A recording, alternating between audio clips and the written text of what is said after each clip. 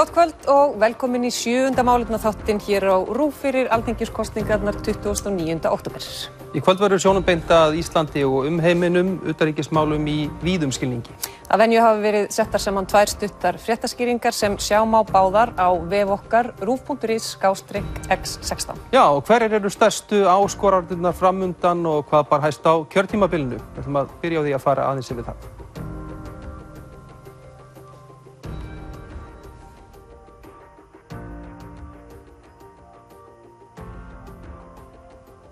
Íslenska ríkið heldur úti 15 sendiráðum og nokkrum fastanemndum og sendirskrifstofum.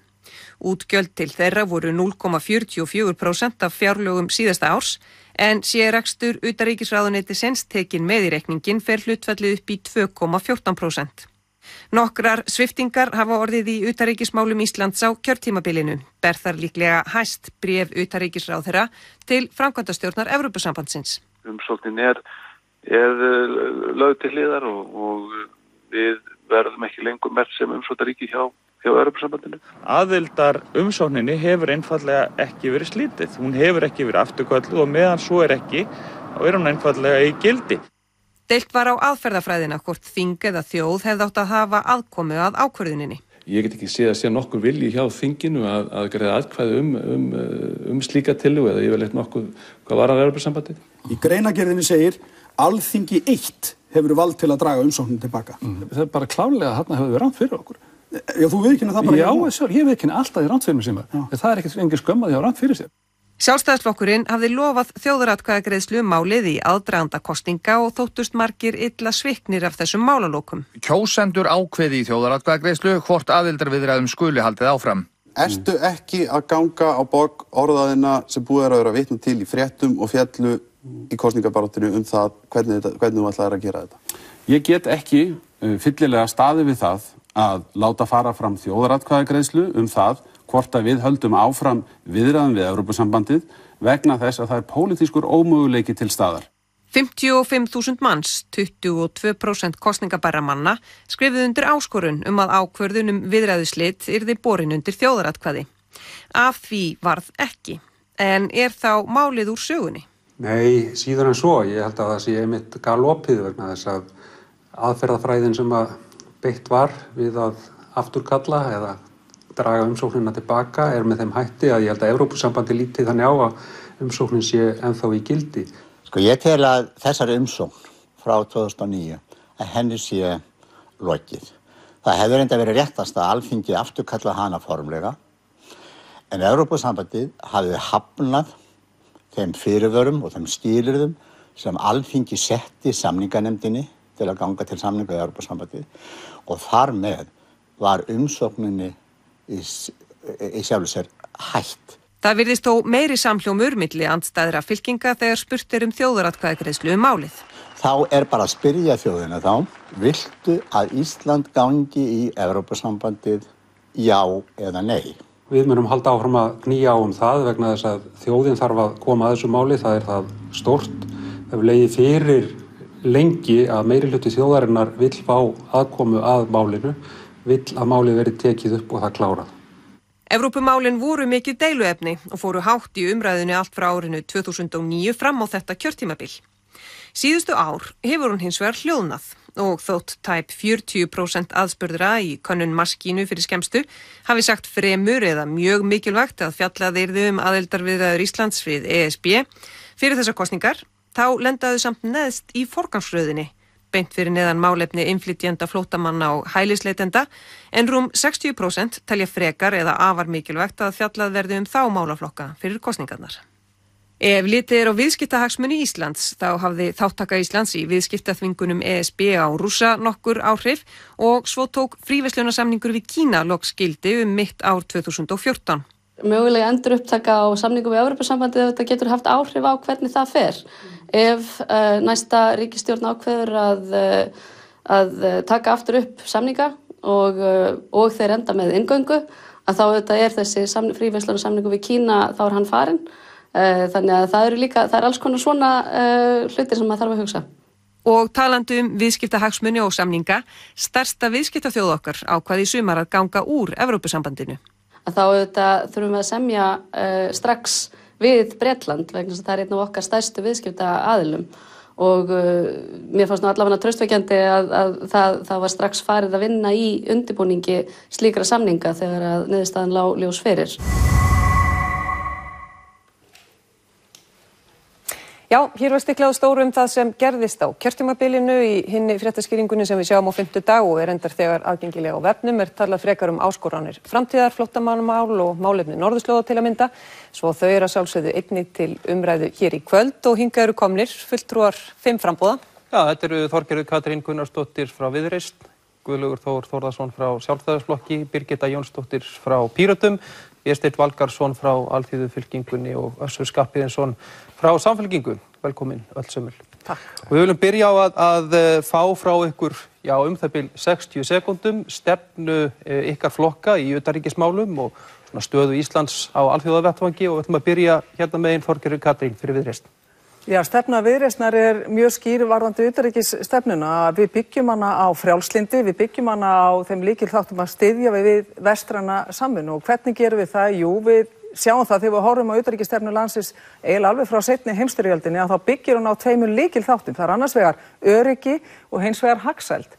Og við náum örygginu þannig að það er aukið samstarf við vinaþjóðir okkar á sviði varnarmála en ekki síður hitt að það er hagsældin. Við tryggjum hana með frjálsum viðskiptum og frjálsum samningum meðal annars eins og í gegnum EES-samningin. Þannig að fyrir okkur í Viðreisn þá skiptir miklu máli að byggja á þessu alþjóðasamstarfi til þess að tryggja hagsmuni atvinnulífsins, til þess að tryggja tækifæri fjölskyldna og ekki síst unga fólksins sem að þarf á alþjóðlegu samstarfi að halda, öflugu samstarfi að halda og við teljum að það náist í gegnum frjálslyndi og vestræna samvinnu. Takk fyrir það, Guðlaugur Þór frá Sjálfstæðisflokki. Já, stefna Sjálfstæðisflokksins er mjög skýr. Við byggjum okkar utanríkisstefnu, annars vegar á öryggissamvinnu og alþjóðasamvinnu almennt. Við erum virkir þátttakendur í því og sömuleiðis í frjálsum viðskiptum. Og við tölum bara ekki þar við líka framkvæmum. Og á þessu kjörtímabili höfum við stigið stór skref í að auka viðskiptafrelsi í landinu. Og hvað þýðir það? Við afnámu tolla og vörugjöld sem skila sér beint til almennings í landinu, bæði í auknum tækifærum og sömuleiðis í lægra vöruverði. Við sjáum það til dæmis núna að loksins eru að fá stórar verslanir eins og H&M og Costco sem eru að koma hingað til landsins. En áður var það bara færið efnameiri að fara til útlanda til að versla við þessar verslanir. Og sömuleiðis að þá eru mörg tækifæri hvað þetta varðar núna í nánustu framtíð og við eigum að nýta þau og við gerum það vegna þess að við höfum forræði á þessum málaflokki. Birgitta Jónsdóttir frá Pírötum. Já, Píratar í raun og veru eru með mjög sambærilega utanríkisstefnu og hefur komið hér fram á undan en okkar sérstæða er að við leggjum mikla áherslu á opin og gagnsæja ferli í tengslum við til dæmis fríverslunarsamninga, TISA og svo mætti lengi telja. Við leggjum líka mikla áherslu á að þjóðin sé upplýst og hefði átt að vera betur upplýst fríverslunarsamningin við Kína. Það hefur í raun og veru ekkert komið út úr því. Föt frá Kína er ekki ódýrari út í að þau eru uppskipuð í Hollandi. Við leggjum mikla áherslu á samvinnu varðandi upplýsinga og tjáningafrelsi, skiptir miklu máli og höfum markað okkur ákveðna sérstöðu þar. Við erum að sjálfsögðu sprottin upp úr alþjóðlegri hreyfingu og höfum unnið mjög náið með sérfræðingum víða heim. En við erum núna á þannig tímum að það er mikilvægt að huga að bæði upplýstur umræðu samstarfvarðandi loftslagsmál og samstarfvarðandi málefni flóttamanna og hælisleitenda. Vésteinn Valgarðsson frá Alþýðufylkingunni.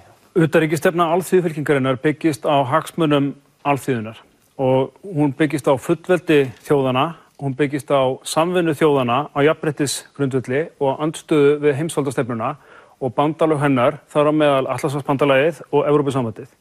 Við berjumst fyrir friði og umhverfisvernd í heiminum og við viljum gera mikið meira og mikið betur til þess að vernda flóttafólk.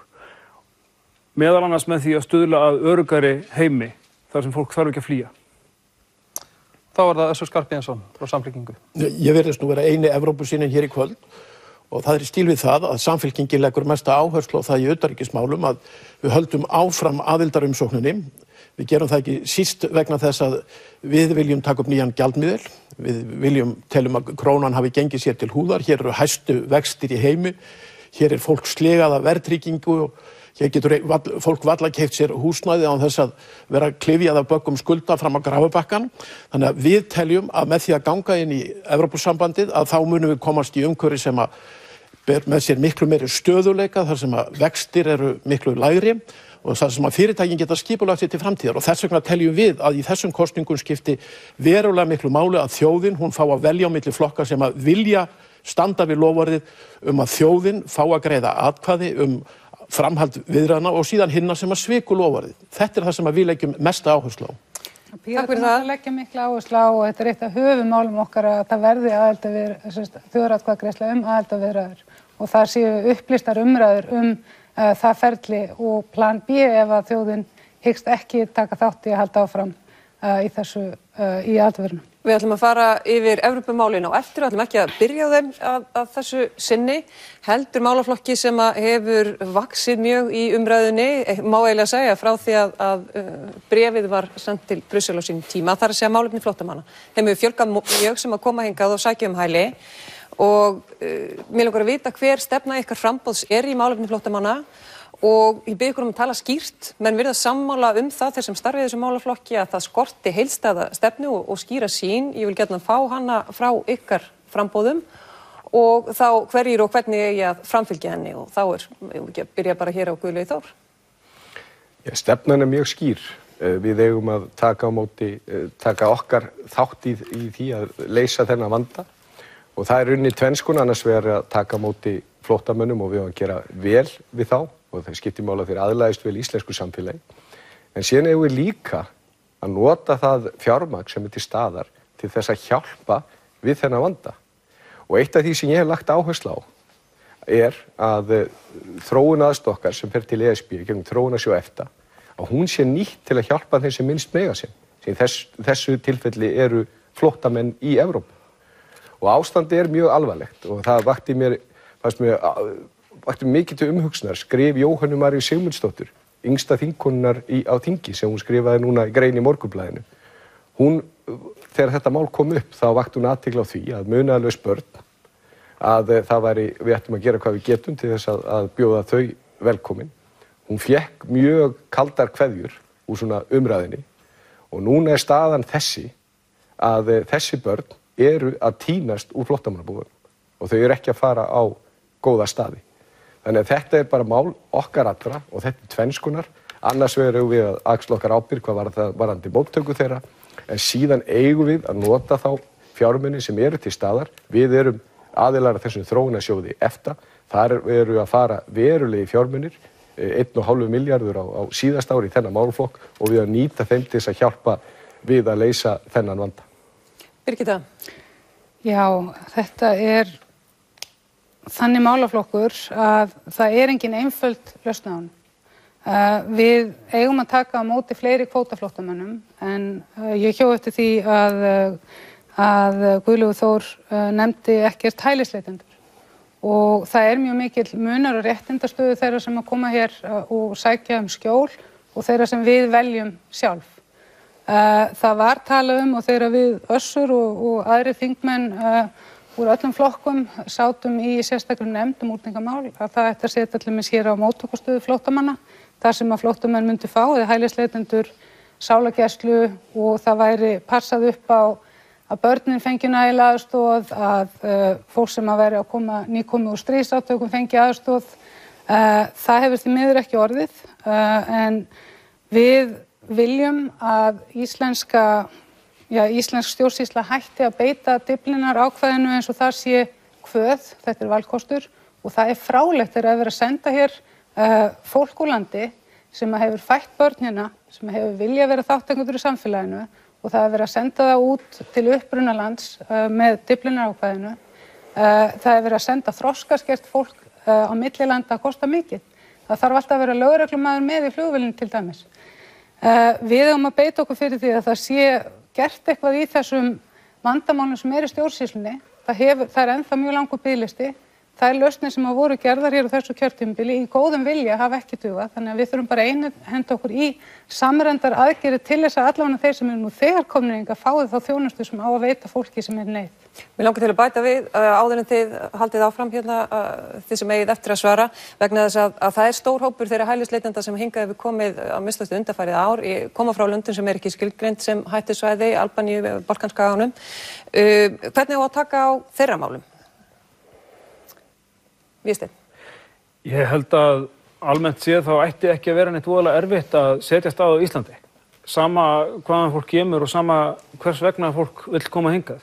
Við erum, þótt umræðan geti látið mann halda annað, þá erum við engu síður eitt ríkasta land í heimi. Við gætum hérna hlutlagt séð, tekið á móti gífurlegum fjölda fólks og við ættum að sýna mikið metnað til þess, en við ættum samt til að það geti orðið í sátt. Ég held ekki að það geti orðið nema í sátt, þannig að við myndum, alþýðufylkingin myndi leggja áherslu á að undirbúa innviði landsins, þar með talið viðhorf fólksins, til þess að móttaka flóttamanna verði ekki vatn á myllu öfgamanna.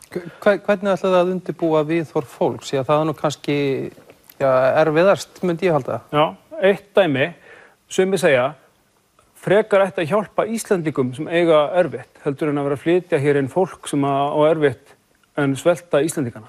En auðvitað á að hjálpa báðum. Og potturinn til velferðarmála, það er pólitísk ákvörðun hvað hann er stór. Og hann á að vera nógu stór til þess að rúma alla sem við viljum hjálpa. Þannig að ef við værum, sem sagt, ef að við styddum miklu betur við bágstatt fólk á Íslandi, þá því örugglega miklu meiri sátt það að við styddum betur við bágstatt fólk sem kemur frá útlöndum. Og eins þurftum við að byggja upp innviðina þannig að öll svo sérhæfða þjónusta sem að flóttafólk getur þurft, eins og sálfræðiaðstoð eða túlkaþjónusta og sitthvað fleira, standi til boða.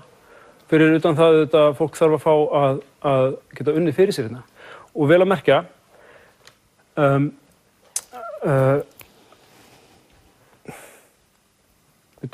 Það skortir vinnuafl. Er það sem þú vildi bæta við? Já, nei, ég ætlaði að bæta því við að við eigum ekki að taka á móti fólki eins og einhverjum niðursetningum og við eigum ekki að líta á flóttamannahjálp sem einhverja ölmusu, heldur eigum að taka á móti fólki í samstöðu og sem jafningum og leyfa þeim að vinna hérna fyrir sér eins og annað fólk. Takk fyrir það, Össur. Þetta er gott að heyra líka frá þér þessu afstöðu til mismunandi hópa, þar þess að hælisleitenda og þá hvaðan hælisleitendur koma. Sko, ég sammála mjög mörg af því sem þau hafa verið að segja hérna og sérstaklega sammála Pírötum, en það hef ég átt mjög gott samstarf við Birgittu þessi mál. Ég tel að við að vera mjög örlót við alla þá sem að koma hingað og leita eftir skjólu vegna þess að þeir eru að flýja undan átökum, stríði, það sem kannski er búið að skjóta niður og þeir tætlur heimilið þeirra, drepa vini, ættingja, jafnvel börn, þar sem að konur hafa jafnvel verið heftar í kynlífsánauð. Við eigum að taka vel á móti svona fólki og þegar það kemur hér til að sækja alþjóðlega vernd og sömuleiðis þeim sem að hingað hrekjast vegna skoðana sinna, vegna trúarbragða, vegna annara viðhorfa, vegna þess að þeir eru hinsegin. Þetta er fólk sem að við eigum að veita vernd. Mér finnst að við eigum að teygja okkur lengra heldur en við höfum verið að gera í þeim efnum og eitt af því allra versta sem að ég sé er þegar svona fólk sem að kemur hingað og lendir í þessari gildru sem að kerfið hefur verið alveg fram að þessu, þar að segja það festist í seinvirkni kerfisins, festi rætur, börn jafnvel farin að læra íslensku, komin í skóla og svo allt í einu eru rifin upp með rótum og rekjun úr landi. Það finnst mér svakalegt, það nístir mitt hjarta, börn eiga að vera friðhelg, en sömuleiðis þá tel ég líka að við eigum að ganga miklu skipulegar í það að taka við kvótaflóttamönnum. Við höfum ekki gert það af okkur ráði núna undanfarin ár og ég reyndar þeirra skoðunar og hef kynnt mér það í Kanada nýlega að við höfum að taka upp svipað kerfi og þeir, þar að segja að þá ákveður ríkið, ríkisstjórnin með nokkrum fyrirvara, kannski ár fram í tíman hvað er hægt að taka við mörgum. Og ríkið velur helmingin af þeim og það er yfirleitt fólk sem að þarf töluverða vernd og umhyggju, kannski fólk sem er búið að vera lengi í flóttamannabúðum, En upp í hinn helminginn þá geta einstaklingar í samvinnu við samtök, kannski söfnuði, þess vegna Junior Chambers eða skátana, sótt að fá tiltekinn einstakling til þess að fylla upp í þann kvótaflokk og það getur þá oft verið ættingi, systir, faðir sem að kemur og þegar viðkomandi kemur þá tekið á mótunum að þessum móttöku hóp, útvegað húsnæði, síðan vinna og þetta gerir það að verkum að kostnaðurinn verði minni og menn eru fljótir að komast inn í samfélagið. Svona hluti. Mér langar aðeins að spyrja þig betur út af það sem þú sagðir áðan þá hópa sem að myndir sérstaklega vilja taka á móti fólk sem er að hrekjast frá stríðshrjáðum svæðum og svo framvegis fólk sem verður fyrir ofsóknum. Það eru margir hælisleitendur sem eru ekki að koma frá þannig svæðum, eru einfaldlega sækja hér án þess að geta endilega bent á að þeir hafi orðið fyrir einhverjum ofsóknum. Hvernig viltu taka á móti þessum hóp? Þetta er ákveðið neyðarkerfi, alþjóðlegt neyðarkerfi þar sem að menn fá vernd og okkur eiginlega ber skylda til þess að taka á móti slíku fólki ef það sætir ofsóknum, ef það uppfyllir ákveðnar kríteríur. Minnstu öðru máli gegna þegar menn koma hingað af því að þeim langar að koma hingað að þeir telja að það sé auðveldara að lifa hér heldur en annars staðar. En er ekki dálítið erfitt að greina þetta á milli? Það getur verið það. Þess vegna þarf að skoða hvert einstakt tilvik mjög nákvæmlega.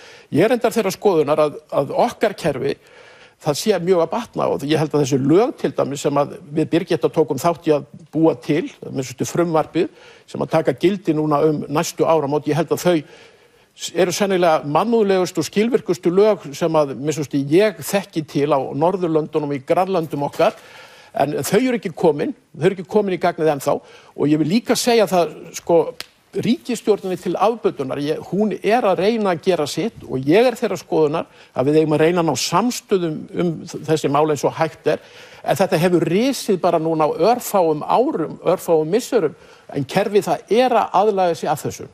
Þorgerður.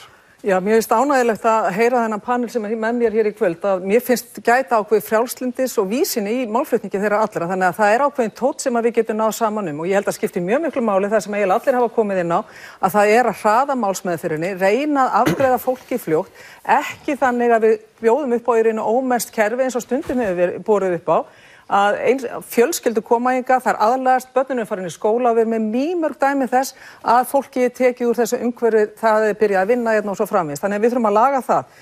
Ég vil líka draga það fram að það var margt gott gerst einmitt á þessu kjörtímabili varðandi innflytjendamálinu og útlendingalöggjöfina. Það voru ákveðnar breytingar sem voru dregnar fram meðal annars af ábendingum frá Pavel Bartótsek, okkar manni í Viðreisn sem að komi ákveðnar ábendingar sem að voru samþykktar. En það sem skiptir máli er að við Íslendingar á mælikvarða frjálslyndis, það er ákveðin mælikvarði varðandi innflytjendur og frjálslyndi, það er MIPEX. Þar er Svíþjóð efst á lista.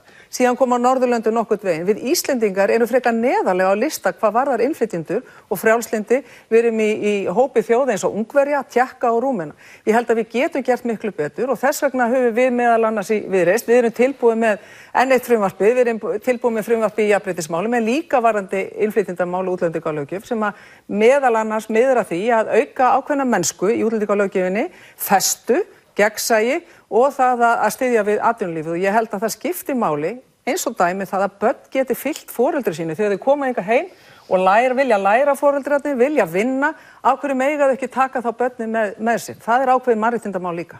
En það er bara, svo við höldum okkur aðeins í þessu vegna þess að eitt af því sem hefur nú verið gagnrýnt hvað mest, það hefur gerst ítrekað að það rísa upp hópar fólks í kringum hælisleitendur eða umsækjendur alþjóðlega vernd og það virðist vera að það þurfa að ná fjölmiðlaathygli til þess að fólk fái að vera og þá er það iðulega vegna þess að þá að senda fólk heim á grundvelli Dyflinnarreglugerðarinnar og ég myndi vilja heyra frá ykkur á að túlka hana áfram þröngt og hefur verið gert. Ég tel að það er ekki að gera það og tek þá líka fram að Evrópusambandið er að komast á þá skoðun að hún gildi eða hún virki ekki nægilega vel lengur.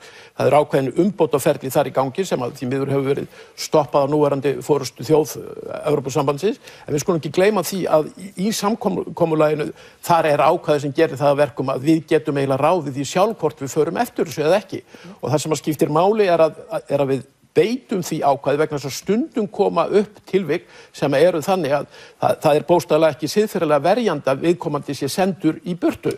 Þetta finnst mér að þurfa að skoða og Íslendingar þurfa að taka frumkvæði þessu málu taka ákvörðun fyrir sjálfa sig ef að samkomulagið, ef að Dublínarsamningurinn honum verður ekki breytt í nánustu framtíð. Ég er ekki alveg viss að það gerist og ég held þess vegna að það væri mjög gott ef það næri samstaða með íslensku stjórnmálaflokkana þetta. En það er náttúrulega æskilegt ef mann ætla að fara þessa leið að þá séu settar upp einhverjar reglur hvernig slíkum tilvikum ákvæðinu verði breytt.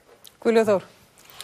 Við þurfum að forgangsraða hvað þetta varðar og ég held að við erum að forgangsraða til þess fólk sem í mestri neyð og eins og hér hefur komið fram sem betur fer í góðri pólitískri sátt að þá var útlendingalögunum breytt með það markmið að hafa þau mannúðlegri og skilvirkari en þetta mál ekki að fara frá okkur og núna eru tugir þúsunda, það bara 60.000 í Grikklandi af fólki sem býr við mjög slæmar aðstæður og mér finnst að forgangsraðanlega máli hjá okkur sé það að beita okkur fyrir það fólk sem í hvað mestri neyð.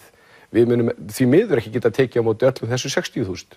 Skiljið þið rétt þannig að þú sért að segja að þú viljir frekar að peningum og mannafla sé varið í að hjálpa fólki sem statt erlendis frekar heldur en við að taka á móti fleirum hingað. Það rétt túlkun á því sem þú ert að segja? Nei, ég var ekki að segja það.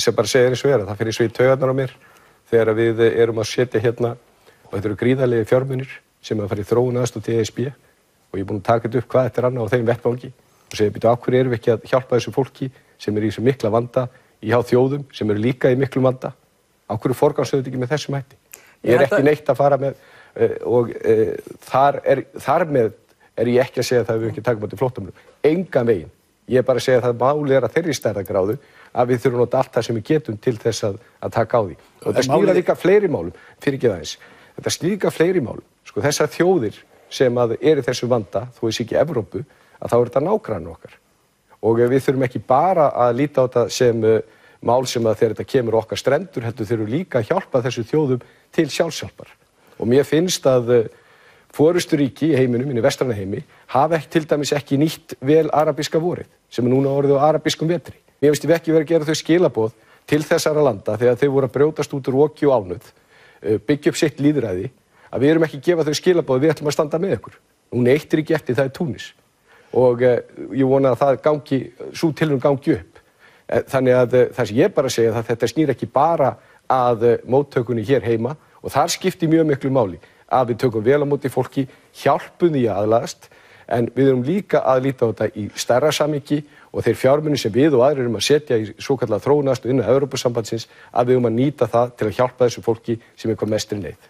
Ég langar bara aðeins að vekja eftirtekt á því að það menn eru teiknuð upp sem eins og einhvern stórt vandamál en það einfaldlega þannig á þessu ári þá hafa ekki verið veitt hæli nema hvað held ég 75 manns stærstu hópurinn eru Írakar Sýrlendingar sem að mér finnst að við berum ákveðna ábyrgð á vegna þess að ég tel að Íslendingar hafi ákveðna siðferðilega ábyrgð gagnvart þeim vegna þess að það var Íraksstyrjöldin sem að hratt af stað bjóð til þetta ástand í Sýrlandi og það voru þetta Íslendingar sem þar voru í hópi 35 eða 6 staðfastra viljur og þjóða þegar að sú ríkisstjórn sem þá var gerðu okkur að aðilastríðinu. Þannig að við þurfum að hafa þetta í huga, við berum líka ákveðna siðferðilega ábyrgð, hvort sem okkur líkar betur að vera. En ég verð nú að vekja athygli á því að að stríðið í Sýrlandi, það hófst meðal annars út af hlýnun jarðar.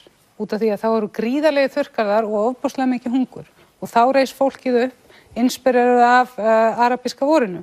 Þannig að þetta hangir allt saman og það sýnir það bara heimurinn okkar er gríðarlega flókin en mér finnst mjög mikilvægt að komum að hér einum punkti og það er ný reglugerð eða ný ákvörðun hjá Útlendingastofnun að maður megi ekki fara að hitta hælisleitendur. Mér finnst þetta ömurlegt einfaldlega út af því að eina ástæðan fyrir því að hælisleitendurnir fá stuðning er út af því að þeir kynnast Íslendingum, út af því að þeir fá að taka þátt í samfélaginu. Ætlum við að loka þetta fólk inni einhvers staðar á einhverjum stöðum með húsalús þannig að þeir séu algjörlega einangraðir og öllum sé sama hvað verður það. Mér finnst mjög mikilvægt að hafa þau huga okkur ber engin skylda, ekki nokkur, að framfylgja Dyflinnar reglugerðinni. Við eigum ekki. Auðvitað er það líka þannig að það kemur hér fólk, segjum til dæmis, núna er svo það mikið straumur af fólki frá Albaníu og frá Makedóníu. Kannski eru aðra leiðir fyrir þetta fólk að koma og fá dvalarleyfi og atvinnuleyfi á Íslandi. Akkur það ekki kynnt í þessum löndum? Akkur ekki farin herferð þegar að koma svona hrynur, þá einhver ástæða fyrir því og mér finnst við ekki nægilega duglega að nota utanríkisþjónustuna í það. Ég held að sé mikil ábyrgð fólki hjá ríkisvaldinu að afgreiða ekki þessar umsóknir hælisleitenda og annara sem að vilja koma inn í landið nægilega hratt og ef að menn eru hér að ílengjast í landinu og festa ákveðna rætur þá verðum við að taka á þessu með öðrum hætti og ég tek undir sem að hefur verið sagt hér að þetta í rauninni ekki vandamál. Við erum langt á eftir öllum öðrum þjóðum að taka á móti hælisleitendum og flóttamönnum og ég var til að mynda það hægt að gera nefnilega svo margt hérna heima þó við séum lítil. Ég var í Listaháskólanum daginn þar sem kom fram sú hugmynd og ég veit að hún var sett áfram til stjórnvalda og hún stoppaði reyndar þar að við gætum til að mynda farið til Aleppo, reynt að finna þá að því ég var í háskólanum að reyna að finna þá sem að hafa flosnað upp úr námi, reyna að taka þingar heim, hjálpa þeim að klára menntunina og annarkvort verða þær hérna áfram á Íslandi, okkur til hagsbóta því þetta er svo frábær menningar auki fyrir okkur öll, eða þá að þeir eru búnir með námið og þá geta að fara aftur heim og tekið þátt í uppbyggingunni heima fyrir. Við getum gert svo mikið bara ef við aðeins réttum höndina út. Það er nóg hægt að gera. Við ætlum að reyna að komast yfir fleiri þætti en Vésteinn, aðeins að fá þitt svar við þessari spurningum Dyflinnarreglugerðina. Mér finnst fráleitt að Dyflinnarreglugerðin sé notuð til þess að koma illa fram við fólk þegar hún gerir í rauninni ekki annað en að leyfa það og það er jafn fráleitt að skáka í skjóli hennar. Hvernig við tökum á móti flóttamönnum er okkar ákvörðun og við getum ekki kennt Dyflinnarreglugerðinni það. Við ættum að hjálpa flóttafólki á öllum stigum flóttans, bæði þeim sem eru komnir hingað og vilja fá að dvelja hérna í lengra eða skemmri tíma og þeim sem eru í nágrannalöndum okkar og þeim sem eru í fjarlægum löndum og svo þeim sem eru ekki ennþá farnir á flótta vegna þess að það er kannski ekki ennþá búið að sprengja landið þeirra í tætlur. En ég vildi reyndar skjóta því inn í að það er ekki bara Íraksstríðið þótt Íraksstríðið sé meiri háttar faktor í orsök flóttamannavandans. Líbíustríðið sem síðasta ríkisstjórn studdi, Líbíustríðið það er líka stór þáttur í þessu alvarlega máli og ég vil líka ítreka það að við eigum alls ekki að líta á flóttamenn sem einhverja ómaga sem að koma hingað til að leggjast upp á okkur eins og einhverja blóðsugur af því að þeir eru það ekki. Þeir eru þetta misjafn sauður eins og allir en fólk sem að við tökum á móti hérna sem jafningjum á þetta bara að fá að vinna fyrir sér og leggja sitt að mörkum til samfélagsins og spjara sig sjálft hérna og verða sína eigin gæfismiðir. Og leggja þennan málaflokk til hliðar, ég held við verðum að gera það tímans vegna, við ætlum að snúa okkur að Evrópumálunum sem nú ekki á síðasta kjörtímabili var nú hansi vega mikið. Einfaldlega spurningin, hver er stefna ykkar framboðs í því máli varðandi aðildarviðræður að Evrópusambandinu og hvar ef einhvers staðar í því ferli ætti þjóðaratkvæðagreiðsla að fara fram? Ef að byrja á þér Össur sem talaði þetta áðan. Já, sko, við erum þeirra skoðunar að það er að hefja þetta ferli á ný og við teljum líka vegna þess að það hefur orðið rof á því en eins og kom hérna skýrt fram í ykkar góðu fréttaskýringu hérna á undan þá var ferlun aldrei slitið. Ríkisstjórnin lagði ekki í að taka þingsályktunartillögu fyrir þingið þar sem að átti að slíta, hætti í miðjum klíðum. En vegna þessa rof sem hefur orðið í ferlunum þá tel ég að það sé eðlilegt við þessar aðstæður að við byrjum á því að hafa þjóðaratkvæði það hvort og þjóðin vill fara inn í þetta ferli áfram. Ég tel síðan að í framhald af því að þá eigum við því fyrir því betra ef að niðurstaðan er jákvæð að fara af stað vegna þess að við skildum eftir mikla vinnu sem að enn er að fullu leyti í góðu gildi og þá lá það fyrir nokkuð vel að við vorum að ná landi í mjög mikilvægum málaflokkum. Ég nefni sérstaklega þá sem voru tveir erfiðastir, þar að segja í landbúnaði og sjávarútvegi. Það var mjög merkilegt að sjá það hér undir lok kjörtímabilsins síðasta þegar að staðgengill sendiherra ESB lýsti afstöðu ESB á opnum fundi og refereraði í fjölmiðlum og sagði það einfaldlega að Íslendingar hefðu meitlað það fast sín rök til dæmis í sjávarútvegsmálum að það væri augljóslega niðurstaðan að Íslendingar fengju hér sérstakt fiskveiði stjórnsvæði og það væri augljóslega niðurstaðan að ESB eða Brussel myndi ekki hafa áhrif eða hlutast til úthlutun aflaheimilda. Áður hafði það komið alveg skýrt fram að ESB hafði engan grundvöll til þess að fá hér eitt sporð í aflaheimildir. Þetta skiptir máli að nota þetta færi á meðan að það liggur svona og sömuleiðis vekir svo eftirtekt á skýrslunni sem að Gunnar Bragi lét gera viðræðurnar, ekki ég heldur hann sjálfur. Þar kom fram landbúnaðarmálið sem var hinn erfiði málaflokkurinn að æðstu embættismenn þar í Brussel sögðu við þennan sendimann og skýrsluhöfund Gunnars Braga að þeir sæju ekki nokkur föng á því að ekki yrði orðið við kröfum og óskum Íslendinga í þessum efnum. Það sem ég að segja einfaldlega að það bendir allt til þess að við getum náð góðum samningi og ég tel að Brexit, ef af því verður, að það reyndar auki líkurnar á því að okkur takist að ná enn betri samningi heldur kannski að menn hefðu geta vænst áður. Þú talar þjóðaratkvæðagreiðslu áður en að haldið þér áfram með viðræðurnar. Já, sjálfsögðu líka þegar samningur liggur fyrir. Já, en að því að formaður þinn var að tala á fundi í Hörpu í dag, þar talaði hann ekkert þjóðaratkvæðagreiðslu til þess að halda áfram með viðræður. Þetta er alveg skýr stefna Samfylkingarinnar og kemur fram mjög skýrt og þetta var eitt af því sem hefur rætt við aðra flokka til dæmis í þessu ferli. Það liggur alveg ljóst fyrir. Við höfum lagt fram tillögu meira þetta á Alþingi Íslendinga. Fáum að heyra frá Viðreisn. Já, það alveg ljóst og þjóðin þarf núna að fá tækifæri til þess að fá loforðið sem reyndar svikið á þessu kjörtímabili upp í hendur, þannig að þjóðin fá tækifæri sitt til þess að marka skýra línur í ESB-málinu. Það er gríðarlega mikilvægt, þannig að það er stefna okkar hjá Viðreisn að þjóðin taki næsta skref að við höldum áfram með viðræðurnar eftir að við erum búin að fá umboð þjóðarinnar til þess að hún verði spurð að því hvort að við eigum að halda áfram með aðildarviðræðurnar. Við erum þeirra skoðunar og það er til hagsbóta fyrir þjóðina. Við munum tala fyrir því, gagnvart þjóðinni, að við höldum áfram með samningaviðræðurnar til þess að sjá hvað út úr þeim kemur. Og það skiptir gríðarlega miklu máli, ekki síst í ljósi þess, horfum til Brexit, sjáum til dæmis, þar er niðurstaða sem að við virðum öll. En hvernig talaði unga fólkið þar? Hvernig talaði það? Með næstu því 70% af unga fólkinu, 25 ára og yngri, vildi halda áfram samstarfi við Evrópu. Af því unga fólkið í dag, það horfir einhvern veginn á heiminn allt öðru en við sem erum aðeins eldri og miðaldra.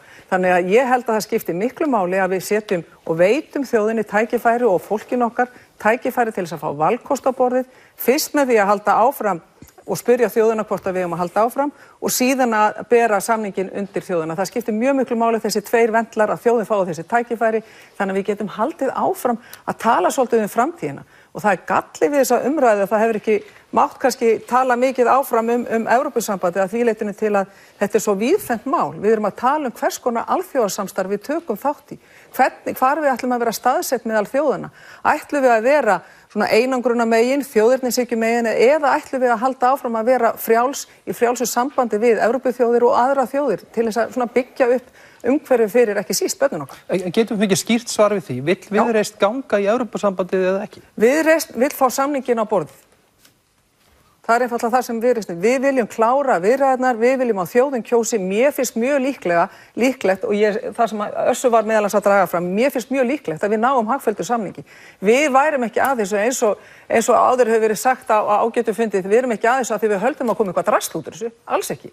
Við höldum að sá samningur sem verður lagður fyrir þjóðina, hann verði þessi samningur sem ýtir undir frjálslyndi, ýtir undir frjálsviðskipti og frjálsa för fólks og eykur tækifæri bæði atvinnulífsins og unga fólksins í landinu. Þannig að já, ég trúi á það að við náum góðum samningi, en það er á endanum alltaf þjóðin sem ræður. Þannig er það. Guðlaugur Þór, þið lofuðu hátt og skýrt fyrir síðustu kosningar að það er í þjóðaratkvæðagreiðslu þetta mál, en það var pólitískur ómöguleiki sem kom í veg fyrir það.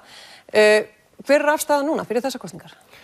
Ég held að sé mjög mikilvægt að við ræðum Evrópumál og ég held að við ræðum þetta akkurat úr þessum forsendum frelsisins. Það sem við erum að gera núna, vegna þess að við erum ekki í Evrópusambandinu, þá erum við að auka viðskiptafrelsi í landinu.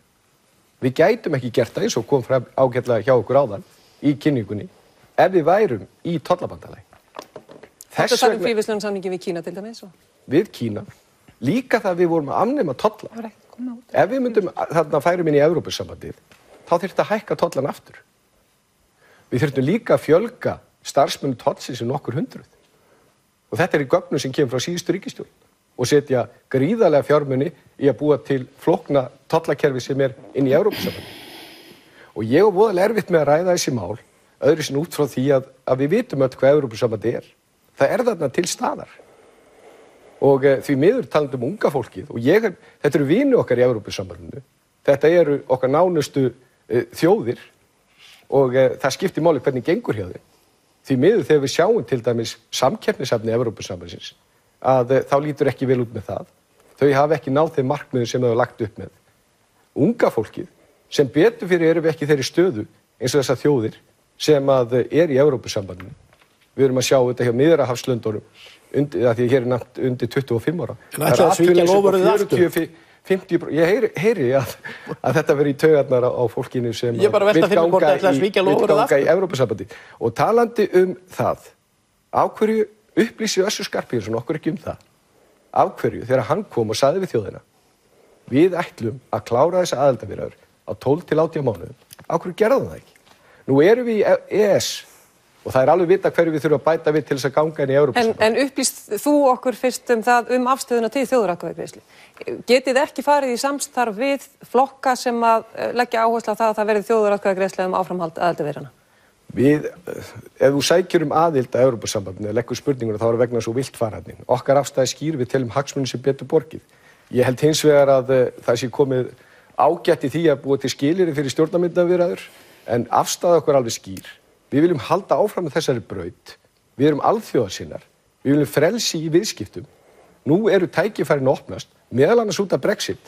Það allt búið að vera stopp núna í fríverslunarviðræðunum í heiminum.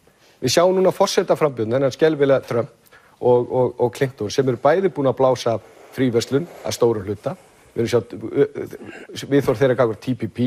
Við sjáum beggja vegna Atlantshafsins sjáum við afstöðunarvarnir TTIPs, bæði í Evrópu og í Bandaríkjunum. En bara til þess að fá þetta hreint, þið leggist gegn því að það verði þjóðaratkvæðagreiðslu áframhaldandi aðildarviðræður eftir kosningar? Það ekki á stefnu okkar að halda slíka atkvæðagreiðslu. En myndið þið leggjast gegn því?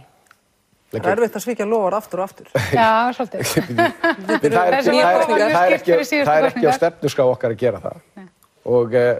En hins vegar verðum við að ræða Evrópusamband og tækifæri okkar í utanríkismálum. Og ég held að það sé mjög mikilvægt að við séum algjörlega meðvitað hvað felst í því að fara í Evrópusambandi. Og það sem betur fyrir að þjóðin ágætlega upplýst það, en við skulum líka taka það umræðuna út frá þeim staðreyndum sem liggja fyrir. Og við skulum alveg vera meðvituð það að ef við göngum í Evrópusambandið, að þá erum við að sjá það og þess vegna nú óánægjan innan sambandsins. Það ekkert smá mál að land gangi út. Að þegar þú ert með fólk sem enginn kýs og þú getur ekki kosið út, sem eru með í skattafríðundum, skattleysi, það ávísun ákveðna vandræði sem því miður til staðar, en ég vona svo sannarlega að þeir ná að vinna sig út úr þessu, því að það okkar hagur að Evrópusambandið gangi vel. Vésteinn Valgarðsson, Alþýðufylkingin, afstæði ykkar til aðildarviðræðna og mögulegar þjóðaratkvæðagreiðslu. Alþýðufylkingin fortakslaus andstæðingur ESB aðildar. Evrópusambandsaðild ekki svarið við háum vöxtum og það ekki svarið við spillingu. Það eru vandamál sem við þurfum sjálf að leysa hérna á Íslandi og það mun enginn gera það fyrir okkur. Og evran sem gjaldmiðill, hún myndi ekki leysa gjaldmiðilsvanda Íslands vegna þess að vandinn við íslensku krónuna að annarri hverri krónu jafnharðan stolið af okkur. Ísland hagkerfi, sjálfstætt hagkerfi með sína eigin hagsveiflu og þarf að hafa gjaldmiðil sem getur endurspeglað þessa hagsveiflu. Og ef að gengi krónunar eða eitthvað peningamál eru í ólestri þá það vegna þess að hagstjórnin í landinu slæm, ekki vegna þess að árinni kennir illur ræðari.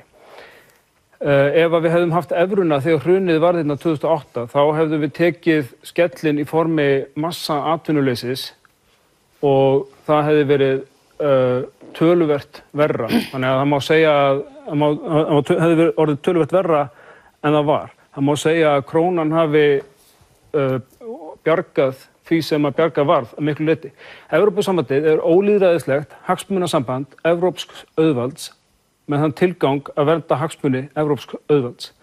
Það myndi stuðlar að meiri markaðsvæðingu í löndunum sem eru í ESB á meðan það eru félagslegar lausnir sem við þurfum til þess að leysa vandamálin á Íslandi. Við í Alþýðufylkingunni, við viljum nota fullveldið, við viljum halda í fullveldið af því að við viljum nota það. Ekki til þess að hilma yfir spillingu og sérhagsmunagæslu eins og flestir hinir ESB-andstæðingarnir, heldur vegna þess að við viljum nota það til þess að byggja upp velferð og félagslega lausnir í landinu. Ef að, þið spurðuð þjóðaratkvæðagreiðslu, þetta ferli hefði átt að byrja á þjóðaratkvæðagreiðslu. Ég var meðal þeirra sem að kröfðust þess á Austurvelli sumarið 2009 var það ekki? Jú. að það yrði þjóðaratkvæði og þá var skellt skollaeyrunum við því. Ástæðan fyrir því að viðræðurnar stöðvuðust voru að ESB stoppaði þær af því að það var komið að fyrirvörum sem Alþingi setti við umsóknina og þessi fyrirvarar þeir voru hluti sem að ESB ræðir ekki. Þannig að það ekkert, ef við ættum að hefja viðræðurnar að nýju, þá þurftum við að byrja á því að fella niður þessa fyrirvara og það var í ígildi þess að sækja upp á nýtt. Það vildi þá ekki þjóðaratkvæðagreiðslu núna eins og þú vildi 2009? Ég vil bara slíta viðræðan. Punktur. Birgitta, þú ert eftir? Já, Píratar treysta þjóðinni til þess að taka upplýsta ákvörðun það hvort að það verði haldið áfram með aðildarviðræðum eða ekki og ég tel mjög mikilvægt að við förum í upplýsta umræðu það hvað þýða aðildarviðræður. Það var töluvert mikið gagnað síðast fyrir stjórnsýsluna, getum við dregið fram það sem jákvætt og neikvætt, þannig að fólk átti sig á því hvaða vegferð við erum að fara í. Og til mér finnst umræðan vera rosalega polariseruð og gagnslaus. Það annarkvort að þetta eina lausnin eða helviti. Og það bara ekki hægt að taka ákvarðanir á þannig grunni og við köllum bara eftir upplýstri umræðu. Við viljum líka benda á að út af til dæmis Schengen samstarfinu að þá geta Íslendingar farið út alla Evrópu að vinna, farið í nám og komið síðan með þessa þekkingu tilbaka. Nú erum við mikil baráttu við að ná fólkinu heim, það mikil spekileiki og ef við ætlum einhvern veginn að setja okkur í þannig stöðu að við vitum ekkert hvert við erum að fara, við fáum ekkert umboð frá þjóðinni hvert við ætlum með henni, að þá erum við í vandræðum og mér finnst mjög mikilvægt að við hugum að því að það verður, ef við ætlum ekki að fara í aðildarviðræður, að laga fullveldisákvæðið í stjórnarskránni, það verður að tryggja það að við tökum upp EES-samninginn ef við gerum það ekki varðandi fullveldisákvæðið út af því að við erum alltaf að samþykkja einhver lög á Alþingi sem fara mjög djúpt inn í og eru brot á stjórnarskránni. Mér finnst þetta mjög alvarlegt, þetta grefur undan svona grunn stjórnsýslunni. Birgitta, mig langar til að spyrja aðeins betur út í þetta því að Píratar hafa talað mikið það að þjóðin eigi að ráða í þessu máli. Það hefur komið fram hér hjá öðrum hér í kvöld að það sé undarlegt að fara í svona viðræður nema þú ætlir að ganga inn í Evrópusambandið og það hefur verið svolítið erfitt að fá upp nákvæmlega stefnu Pírata hvað það varðar. Viljið þið ganga í Evrópusambandið eða ekki? Innan Pírata fólk sem vill ganga í Evrópusambandið, sem á móti því og sem eins og ég ekki búið að gera upp hug sem fyrir að samningun liggur á borðinu. Og mér finnst svolítið skrítið að það eigi að þvinga flokka til þess að taka einarða ákvörðun það hvort það séu ESB-flokkur eða ekki. Við erum ekki alveg komin að þann stað að geta tekið upplýsta ákvörðun með það. Við erum með nánast allavega meira en helmingur af okkur lögum og reglugerðum eru Evrópusambands reglugerðir og lög. Út af því að við erum í EES-samstarfinu. Þannig að mér finnst mikilvægt að við einblínum ekki eingöngu á já, nei, heldur líka hvað þýðir til stóra myndinu mjög mikið breyst í Evrópu síðan að þessi umræða hófst í kringum hrunið. Nú erum við að horfa fram á mikla kreppu í Bretlandi og það þýðir það að við fáum færri ferðamenn frá Bretlandi. Örstutt komment. Þó að ég sé eindreginn Evrópusinni þá ekkert athugavert við þessa afstöðu Pírata. Ég vil bara segja það vitaskuld eru það margir sem að vilja sjá hvernig samningurinn áður heldur en þeir taka afstöðu. Það liggur jú fyrir, það eru mjög margir sem segja að það ekki hægt að koma heim með góðan samning. Ég allt annarra skoðunar, en fólk verður að fá að taka afstöðu til samningsins þegar hann kemur. Þannig að við viljum bara undirstrika þetta, það ekkert að þessu viðhorfi. Það eru til 28 samningar nú þegar, það hægt að kíkja á hvernig þeir líti út. Enginn sem við þjóð eins og Ísland sem hefur ríka fiskveiðihagsmuni, það voru allir sem að sögðu að við gætum ekki náð lendingu í því máli, hún var í augsýn eins og Evrópusambandi lýsti hér heima á Íslandi. Örstutt komment Guðlaugur, þú verður að segja skilja við máli. Kannski aðeins út af því að hér Össur að segja að þessi samningar hafa verið í augsýn. Það var sagt við okkur að það átti að byrja á þessu. Það að segja sjávarútvegs- og landbúnaðarmálum. En það ekki aðalatriðið. Aðalatriðið þetta þannig að Evrópusambandi til staðar og við skulum ræða það, en við skulum ræða það eins og það. Það ekki þannig að lönd fari í Evrópusambandi og hver fái bara sinn pakka. og Þú hefur ekki fylgst ekki með sérlausnum sem hefur verið boðið upp á og var boðið upp á í okkar tilviki. Heyrðu, Össur minn, ef þú hefur nú komið samningin á borðið þá væri þetta samfærandi. Ég hef svo að meta við þig að þú segir skýrt sem minnst eðlilegt, annað væri sérkennilegt að þú ert búin að móta þér skoðun að þessu og þá skaltu bara tala fyrir henni og bara við skulum bara taka umræðu það. En það er ekki hægt að taka þessu umræðu til eða frá þegar að menn segja eins og að Evrópusambandið sé eitthvað sem sé bara ekki til og sé bara rosalega spennandi að sjá hvað kemur út úr samningaviðræðunum. Megin atriði náttúrulega að treysta þjóðinni. Við sögðum á sínu tíma, við eigum að treysta þjóðinni í upphaf og treysta þjóðinni til þess að hafa lokaorðið. Það er stefnu okkar Viðreisnar að treysta þjóðinni í þessu máli. Hins vegar, það sem hefur gerst í tengslu við utanríkisstefnu Íslendinga á núna þessu kjörtímabili í tengslu við EES og við erum að sjá það núna til dæmis á ályktunum frá Framsókn að þar eru menn, þessi ríkisstjórn ætlaði að ýta undir á móti að slíta öllum viðræðum, átti að ýta undir EES-samstarfi. Hvað hefur gerst? EES-samstarfi er að veikjast meðan að þessi ríkisstjórn er í forystu. Það er að koma ákveðnar, ekki dylgjur, heldur ályktanir frá Framsóknarflokknum sem að er verið að vekja athygli á meðal annars í norskum fjölmiðlum þar sem menn er að segja, það er ekki bara menn er að efast Schengen, menn er að efast hjá Framsóknarflokknum, forystuflokknum í ríkisstjórn, að halda áfram með EES-samstarfinu og það hefði gríðarleg áhrif á íslenskt atvinnulíf og íslenskar fjölskyldur ef menn ætla sér ekki einu sinni að standa við þann samning. Síðasta ég kannast nú ekki þessa yfirlýsingar, ekki fulltrúi hans, en það sé búið að gerast á þessu kjörtímabili þegar kemur á utanríkismálum að við erum búin að auka frelsið. Við erum búin að vera að afnema tolla og vörugjöld og það gætu viðskiptafrelsi, við verðum ennþá fátækþjóð ef við erum ekki með þarna frelsi í viðskiptum. Ekkert gerst á síðasta kjörtímabili þá gerðir og lokið við 6 fríverslunarsamninga, þeir hafa ekki klárað einn. Já, en svo náttúrulega verður maður líka varðandi þessa fríverslunarsamninga. Mér finnst það líka mjög sérstök umræða að það er eins og að það skipti engu máli hvernig samningarnir eru, heldur það bara þessi fríverslunarsamningur. Þessi fríverslunarsamningur við Kína, hann hefur ekki skilað þjóðinni miklu og við fórnum töluvert miklu fyrir þann samning og ekki gleyma því að ef við förum í ESB að þá erum við hreinlega skaðabótaskyld. Ef við leysum upp þann samning. Það kom mjög skýrt fram, það kom mjög skýrt fram að við erum skaðabótaskyld gagnvart fyrirtækjunum. Það er bara komið skýrt fram að Evrópu Mér finnst það bara gott í Össuri að hafa klára samninginum Kína, svo það sé alveg sagt, en við getum ekki afgreitt það sem lítið mál þegar við erum að afnema tolla og vörugjöld og svo sannarlega er það mikil aukning á viðskiptafrelsi og við skulum ekki klúðra því með því að fara Nú er bara komið að við fáum eina spurningu sem er bara örstutt svar við. Það að segja, er krónan framtíðargjaldmiðill á Íslandi? Vísteinn, þú mátt byrja. Má ég byrja á því að bera ómannlega Framsóknarflokknum, af því hann er ekki til að verja sig. Já. Já, aldrei skal ég verja þann flokk sem slíkan.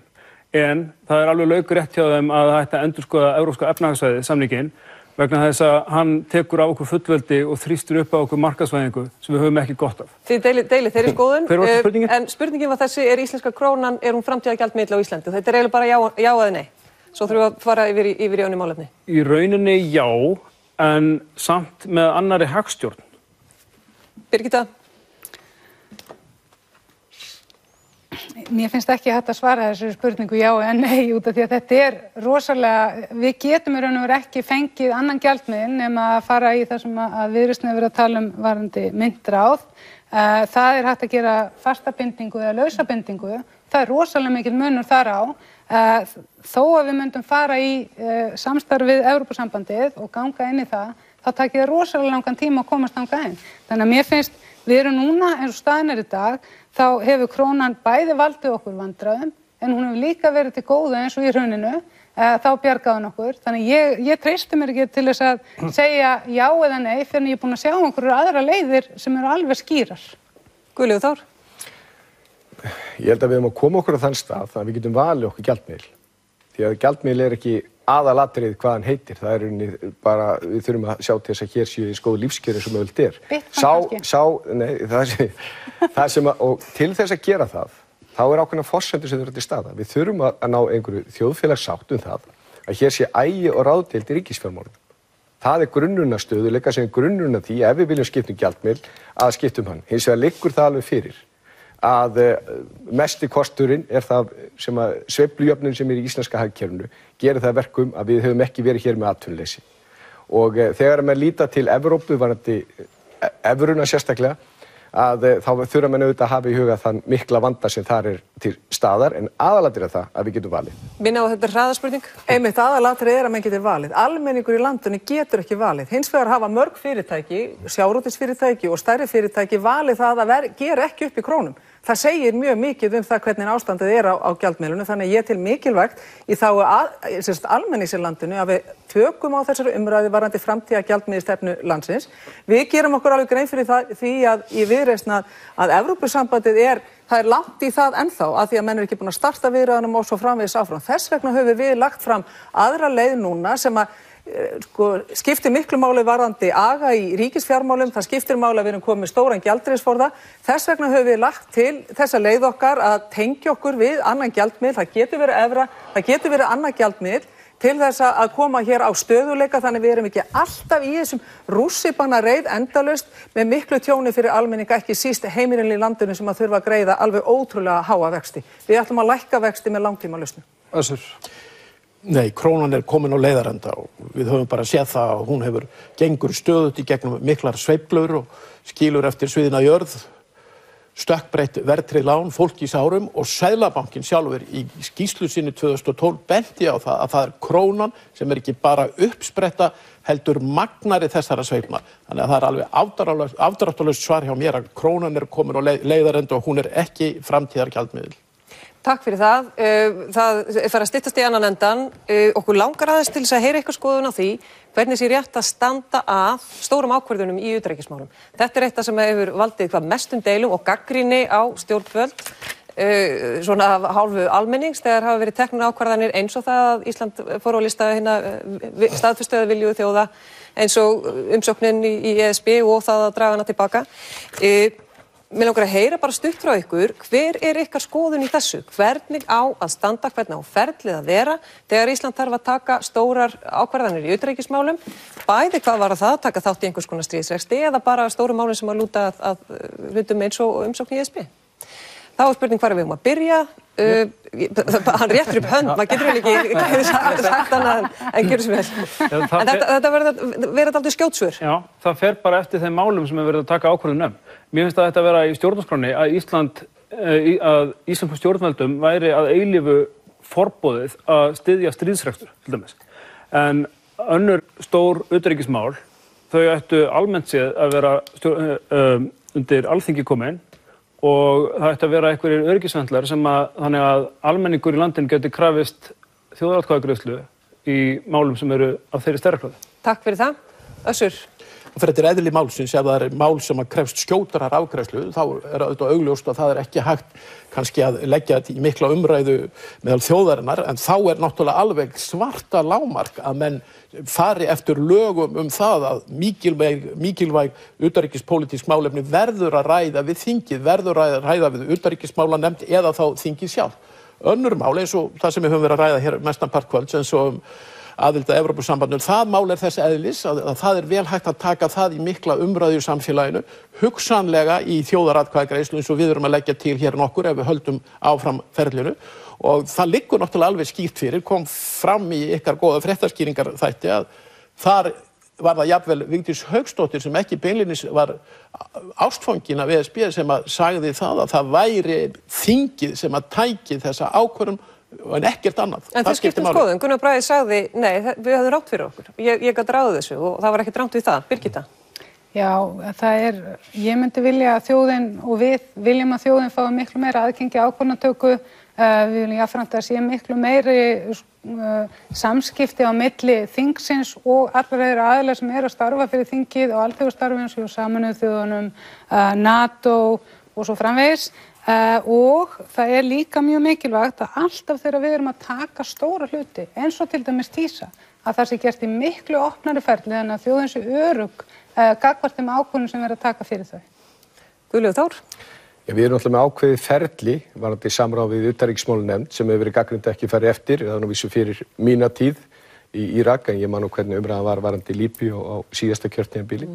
En síðan held ég að sé alveg rétt að þegar kemur að mjög mörgum málum og það aukin krafa að þjóðaratkvæði með ýmislegt sem að tengist utanríkismálum og ýmsum öðrum málum og mér finnst það bara að koma mjög vel til greina. Aðalatriðið þetta, það fari málefnilega góð umræða fram ekki bara þinginu, heldur í þjóðfélaginu þegar við erum að taka stórar ákvarðanir í utanríkismálum. Ekki spurning, það þarf að tryggja hér skýra verkferla. Við erum með sorgardæmi, já það hægt að nefna Íraksstríðið, það hægt að nefna Líbíu, það hægt að nefna aðildarumsóknarferli við ESB.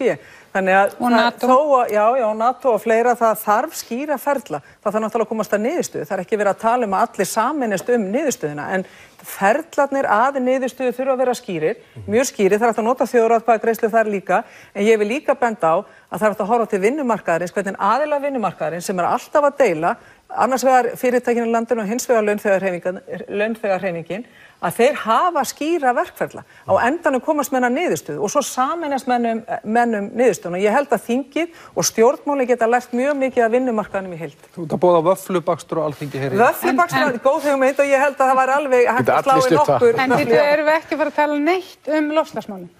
Nei, þau voru rætt í síðustu viku. En ég menn það hluti af alþjóða... Hluti af umdabil hverjum einasta málaflokki. Ég segi þetta bara við Birgit. Já, og í næstu viku líka. Einhvers stað verðum við að setja punkt og við verðum að gera það hér. Já, og þökkum viðmælendum okkur kærlega fyrir komuna hingað í Efstaleiti. Já, á fimmtudaginn verður seinni málefnaþátturinn Ísland og umheiminn. Þar mæta fulltrúar annarra 5 framboða. Já, fréttaskýringarnar og alla umfjöllun RÚV fyrir þessar alþingiskosningar má finna á vef okkar, sem við erum búin að nefna svo oft, ruv.is/x16. Við þökkum bara fyrir í kvöld, verið sæl. Komið sæl og velkomin í 8. málefnaþátt RÚV fyrir alþingiskosningarnar 29. október. Í kvöld kastljósinu beint að Íslandi og umheiminum. Það ekkert smá verkefni. Við ætlum að ræða þessa stöðu þessarar afskepptu eyju í samfélagi þjóðanna. Venju samkvæmt sjáum við innslag. Í fyrradag voru það utanríkismálin almennt sem voru í brennidepli. Nú beinum við sjónum okkar í meira mæli að málefnum flóttamanna, hælisleitenda og norðurslóðum. Báðar fréttaskýringarnar má sjá á vefnum okkar ruv.is/x16 en nú skulum við renna yfir þá síðar. Ísland afskekkt eyja í Norður-Atlantshafi. Þessi einfalda staðreynd hefur haft margvísleg áhrif á sögu landsins og þróun og mun hafa áfram á næstu árum og áratugum. Staðsetningin hefur til dæmis varið okkur fyrir átökum á landi, leið og Ísland varð afar mikilvægt í kalda stríðinu vegna legu sinnar. Mikilvægið minnkaði þó við lok kalda stríðsins sem lýsti sér hvað best í því að Bandaríkjamenn lögðu niður herstöð sína í Keflavík. Fyrra árum var aðild að NATO eitt af stóru deilumálunum í íslenskri pólitík, en stjórnmálafræðingur telur ólíklegt að úrsögn verði áhersluatriði ríkisstjórna á næstunni. Það vissulega hægt að ræða hvort að þátttaka Íslands í verkefnum á vegum NATO sé réttlætanleg eða upp að hvaða marki eigi að fara, hvert hlutverk loftrýmisgæslu og annarra slíkra verkefna. Það í fyrsta skipti komin þjóðaröryggisstefna fyrir Ísland, næsta ríkisstjórn tekur við henni og það ríkti hana nokkuð mikil sátt. Eitt af stærstu verkefnum síðustu ára straumur flóttamanna frá átakasvæðum fyrir botni Miðjarðarhafs. Talið að 4 milljónir hafi flúið Sýrland þar sem átök hafa geisað árabil. Í fyrra reyndu ríflega 1 milljón flóttamenn að komast til Evrópu yfir Miðjarðarhafið, en þeim hefur fækkað og eru ríflega 300.000 í ár. Samkvæmt tölum Flóttamannastofnunar Sameinuðu þjóðanna hafa 3.604 látist á þessu ári í för sinni yfir Miðjarðarhaf. Hér á Íslandi vakti framtak Bryndísar Björgvinsdóttur heimsathygli en hún stofnaði Facebook viðburðinn Kæra Eygló, þar sem 18.000 Íslendingar lýstu yfir stuðningi við móttöku fleiri flóttamanna. Íslenska stjórnvöld brugðust við ástandinu með því að taka á móti fleiri kvótaflóttamönnum 90 í ár. Kvótaflóttamenn fá margvíslega aðstoð en annað umhverfi býður hælisleitenda sem eru fleiri í ár en nokkru sinni fyrr og gætu orðið 1.000 í lok árs. Stór hluti þeirra kemur frá Evrópu, til að mynda Albaníu og Makedóníu, sem eru ekki skilgreind sem hættusvæði. Þessu fylgja útgjöld, rúmur milljarður í ár. Hælisleitendur, þar getum við gert betur. Þar getum við kynnt fólki betur, réttindi og skyldur þess að búa í Íslandi, sett meiri fjármuni í íslensku kennslu. Þessi 2 atriði þetta óska flóttamenn og hælisleitendur sérstaklega eftir. Kristín segir að langtíma sín vanti í málaflokkin og betra skipulag innan stjórnsýslunar. Velferðarráðuneytið sér móttöku kvótaflóttamanna, innanríkisráðuneytið sér öll mál varða hælisleitendur. Það væri betra að hafa þetta einni hendi í einu ráðuneyti. Það myndi spara skattfé, teljum við, og vera miklu skilvirkara. Það eru fleiri stór verkefni sem bíða á næstu árum. Með hlýnun jarðar hafa nýjar siglingaleiðir opnast á norðurslóðum sem hefur bæði í för með sér tækifæri og hættur. Nýlega mættu á 3.000 gestir á ráðstefnu Arctic Circle í Hörpu, þar sem umræðan snerist allt frá nýtingu auðlinda og umhverfisvá til öryggismála og áhrifa á afskekktar byggðir og frumbyggja.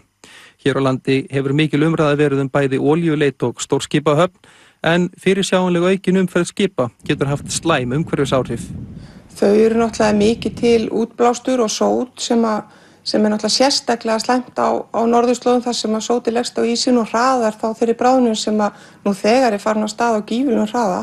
Það er hægt að bregðast við því með því að velja umhverfisvænna eldsneyti og þar er mikið þróun í gangi, eins náttúrulega með bara orku nýtni og orku sparnar tækni borð í skipum sem að líka er komið vel á veg og stórum hluta til orðið til hér á Íslandi og þar liggja okkar tækifæri að mínum mati.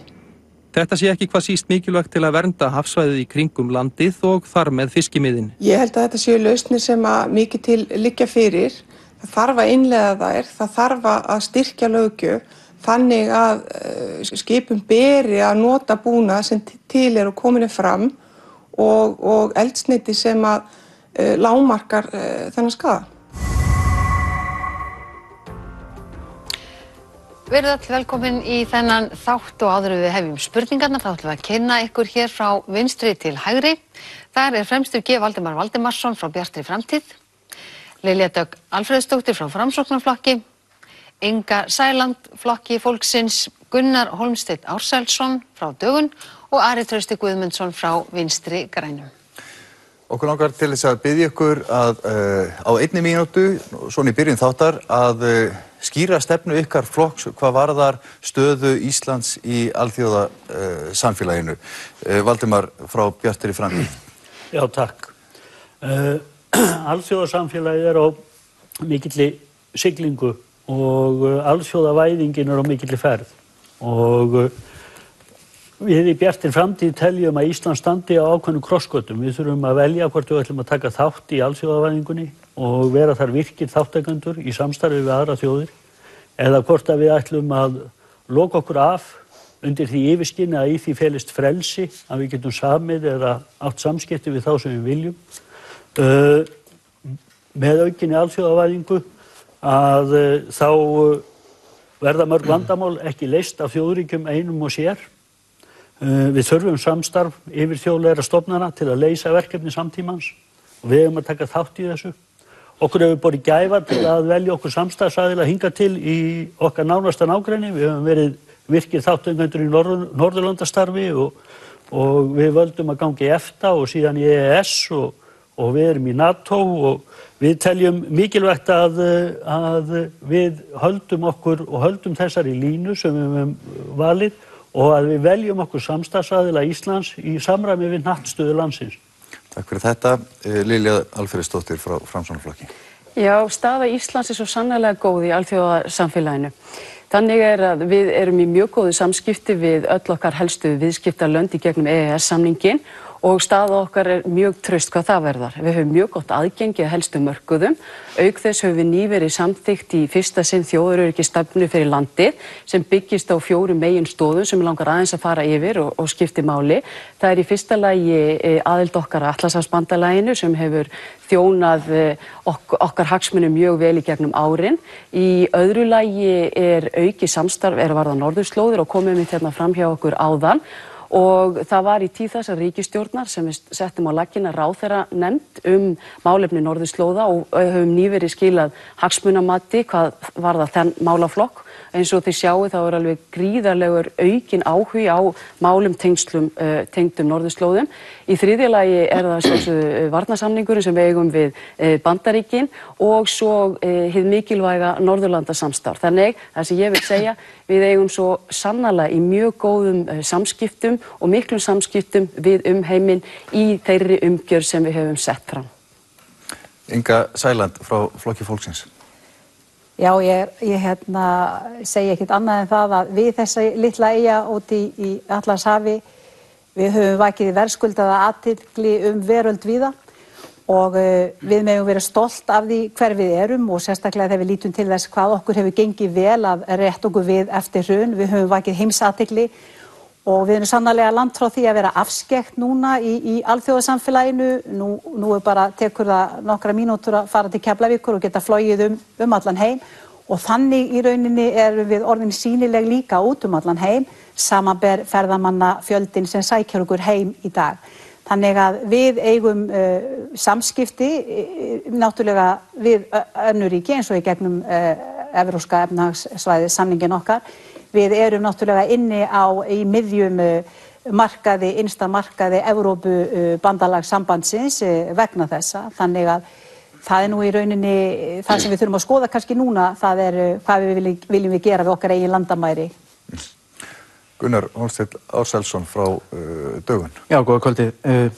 Staða Íslands góð eins og fram hefur komið hérna og ég get alveg tekið undir það, en við erum sem sagt einfaldlega vestrænt lýðræðisríki og við erum smáríki í alþjóðakerfinu og ég fékk þessa spurningu hérna frá ykkur smá hintum að hún myndi koma hérna áðan og þá fór ég að hugsa að við erum ríki sem byggir á virðingu fyrir mannréttindum og lögum. Við erum þátttakendur í alþjóðasamstarfi á nánast öllum sviðum sem að alþjóðasamstarf nær yfir og það mjög mikilvægt fyrir svona lítið ríki eins og Ísland að gera það. En því má heldur ekki gleyma að við verðum fyrir áhrifum frá öllu alþjóðakerfinu og allt sem að gerist í alþjóðakerfinu það hefur áhrif með meira eða minni hætti á Ísland en samt sem áður þá getum við sem smáríki haft áhrif og kannski besta dæmi það eru aðgerðir Jóns Baldvins Hannibalssonar í sjálfstæðisbaráttu Eystrasaltsins á sín tíma. Við erum lítil en við getum haft áhrif. Takk fyrir þetta. Ari Trausti, síðasta orðið í þessari umferð. Hvað finnst þér grænum? Við erum ekki lengur afskekkt, það held ég að vera að fá að mótmæla því kyrrlátt horn vissulega en ákaflega mikilvægt.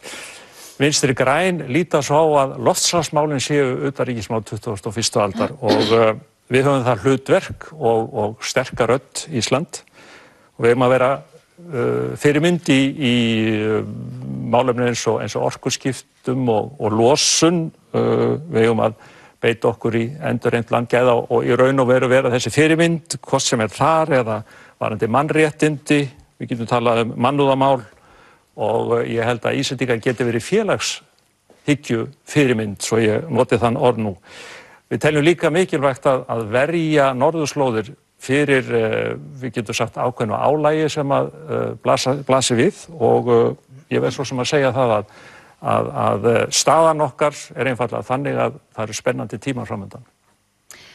Takk fyrir þetta kærlega. Við ætlum núna að vinda okkur inn í spurningarnar og byrja á málaflokki sem fjallar grundvallar spurningar sem við viljum helst frá svör við.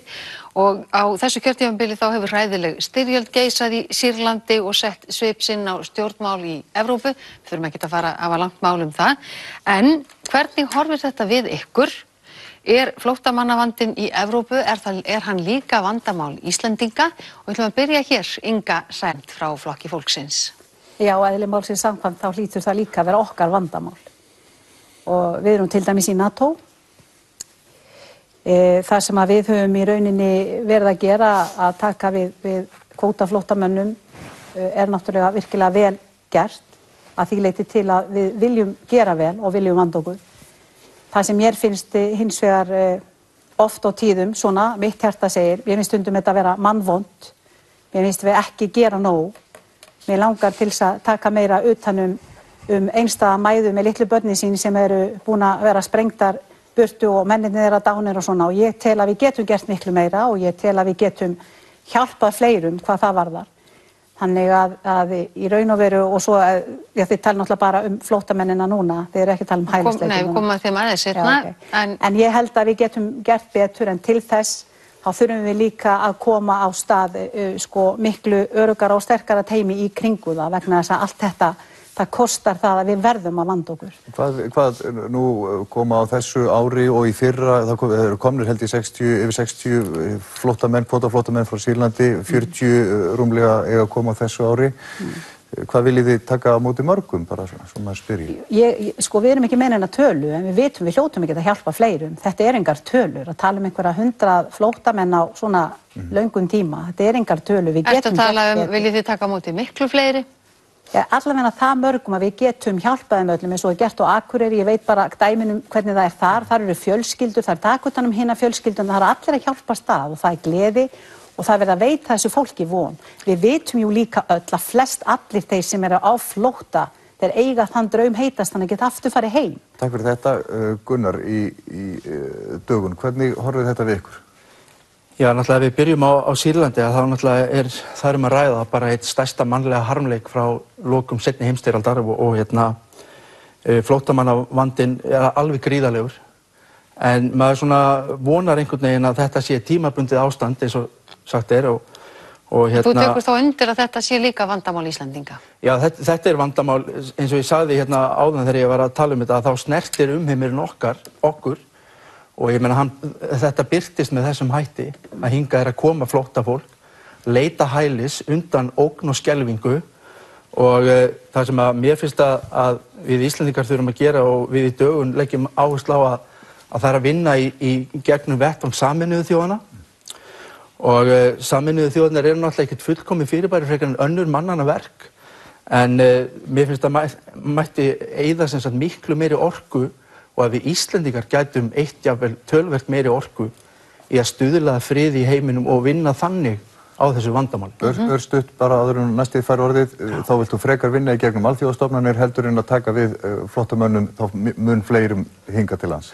Já, það náttúrulega, fólk vil alltaf vera heima hjá sér, en þegar aðstæðurnar ekki þannig að þá verður að hjálpa þeim þar sem það er.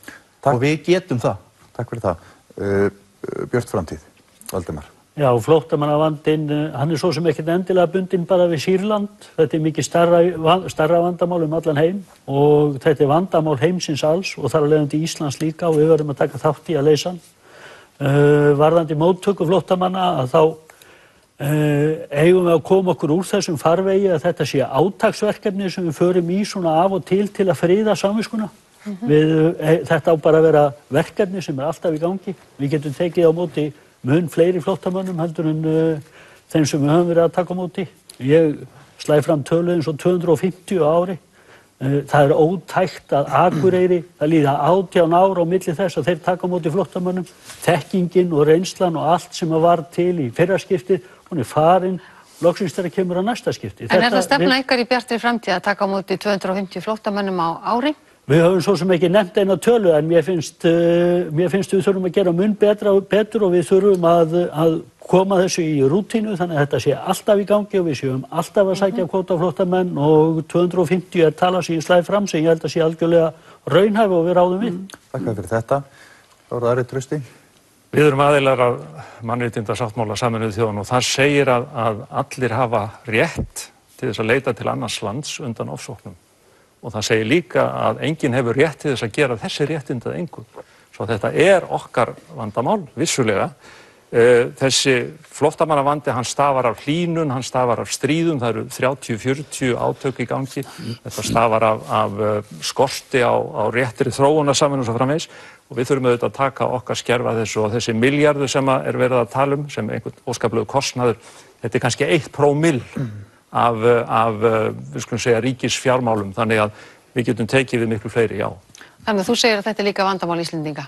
Þetta er vandamál Íslendinga að sjálfsögðu af því að þetta er vandamál allra. En eru Vinstri grænir með einhverja tölu í huga? Nei, í raun og veru ekki, en það fengu 82 flóttamenn af þessari gerð, skulum við segja, hæli hérna 2015. Og þó að það séu 2-3-falt fleiri ef við getum tekið eins og hefur komið hérna fram sómasamlega á móti, við erum auðvitað ekki stór þjóð, þá eigum við að gera það með heiðri og sóma. Má ég að spæta við, fyrirgeði? Já, gjör svo vel. Nei, mér langar að nefna eitt mjög svona jákvætt dæmi um móttöku flóttamanna á Íslandi og það var þegar ungversku flóttamenni komu til Íslands árið 1956 þegar sovéski herinn var búinn að rúlla inn í Ungverjaland og brjóta þar frelsisöflina bak aftur. Þá tók Ísland við tæplega 60 flóttamönnum frá Ungverjalandi. Já, þýsku konur. Já, og hluti þeirra settist meðal annars að á Akranesi í mínum heimabæ og þar urðu þeir bara Akurnesingar. Þannig að mér langar bara svona nefnir það sem mjög gott dæmi það hvað Ísland getur gert. Getur kannski orðið fyrirmynd árið 2016 en næst það Lilja Alfreðsdóttir, Framsóknarflokki, utanríkisráðherra. Já. Þetta svo sannarlega líka okkar vandamál og það það sem ríkisstjórnin hefur gert í þessu málaflokki leið og neyðin varð talsvert mikil þá stór juku við framlög til þessara málaflokks. Við settum strax 2 milljarða inn í málaflokkin til þess að taka á móti kvótaflóttamönnum og líka bæta stuðningar varðar hælisleitendur. Og ég verð að segja að mér finnst eins og hvernig tekið á móti flóttamönnum á Akureyri og hvernig Rauði krossinn og velferðarráðuneytið hefur farið í þetta stóra verkefni, það algjörlega til fyrirmyndar. Og ég svo sannarlega á þeirri skoðun að við eigum að leggja okkar að mörkum til þess að þessu fólki líði vel hér. Flestir vilja þó fara aftur heim til sín. Flestir vilja vera þar og vilja geta snúið aftur tilbaka. En meðan þau vilja koma hérna og ef þau vilja setjast hérna að, þá finnst mér það svo sannarlega koma til greina og það sem við erum að vinna að. En ég vil líka nefna það að það sem við höfum líka verið að gera, við höfum verið að auka fé til alþjóðastofnana, til Sameinuðu þjóðanna og vegna þess að peningarnir lítast líka mjög vel á svæðinu sjálfu í flóttamannabúðum, þannig að sú aðstoð sem ríkisstjórnin fór í, hún miðaði ekki aðeins að því að taka á móti kvótaflóttamönnum, heldur líka auka neyðar aðstoð í flóttamannabúðum og hlúa sérstaklega konum og börnum. Tölum þá, kannski hafið þið eitthvað hugmyndir það á næsta kjörtímabili fáið þið til þessu umboð hversu mikinn pening eða hversu marga þið myndu vilja hversu mikinn pening þið myndu vilja setja í þessi mál og þá hugsanlega líka hversu mörgum þið vildu taka á móti? Nú erum við að taka á móti 100 flóttamönnum frá Sýrlandi og ég tel að meðan átök geisa enn í Sýrlandi þá þurfum við að endurmeta stöðuna og hugsanlega taka á móti fleirum og sérstaklega þegar stríði geisa þarna áfram og auðvitað er maður ekkert jafnvel þó að það hafi verið vopnahlé tilkynnt núna í dag þá hefur maður auðvitað gríðarlegar áhyggjur af stöðunni en mér finnst það sannarlega komið til greina og þetta er málaflokkur sem er ekkert að hverfa vegna þess að eins og margir hafa nefnt hér í kvöld að þá er gríðarlegu flóttamannavandi ekki bara í Sýrlandi heldur vegna loftslagsbreytinga og þurrka og þess ástand sem er í raun og veru í Afríku. Tölum þá aðeins annan hóp sem hefur mikið verið í umræðinu hér. Það eru hælisleitendur. Bara á síðustu 6 vikum hafa 300 manns sótt hæli. Það eru 50 færri heldur en allt árið í fyrra. Núna bíða 570 manns afgreiðslu sinna umsókna hjá Útlendingastofnun. Hvað viljið þið gera, Gunnar, hjá Dögun í þessu máli, þessu mikla aukna fjölda hælisleitenda? Já, það þarf náttúrulega að bregðast við þessu með mjög skynsamlegum hætti og þetta er erfitt verkefni og það verður náttúrulega að sjá til þess að fólki sem leitar hingað að það fái skjól og fái öryggi og að við séum með kerfi sem að getur tekið skynsamlega á þessu máli. Nú þessi gríðarlega háa tala sem hún nefndir, hún er náttúrulega að hluta til komin vegna þess að maður heyrði það í fréttum daginn til dæmis að þetta væri vegna orðurúms í Lundunum og svo framvegis. Þannig að þetta er kannski einhver svona kúfur sem að gengur yfir þá vantarlega eitthvað svo leiðis. En við í Dögun við erum ekki með kannski sérstakar tölur eða hvorki fjölda flóttamanna eða fjárhæðir sem við ætlum að setja í þetta. Heldur fyrst og fremst að beita mannvirðingu gagnvart þessu fólki. En viljið þið setja aukið vægi í þennan málaflokka? Það sem er svona grundvallar spurningin. Aukið vægi, já, náttúrulega þegar álagið eykst á þennan málaflokk í kerfinu, eins og maður kallar það, að þá hlýtur kerfið að þurfa að bregðast við með ákveðnum hætti og það er bara einfaldlega að veita þessu fólki skjól og hæli á meðan þetta ástand varir og nú sumir vilja kannski setjast hér að og hafa áhuga að búa hér á Íslandi og það er bara mjög jákvætt. Aðrir vilja hins vegar fara áfram heim til sín. En hvað með þá sem uppfylla ekki skilyrði hælis?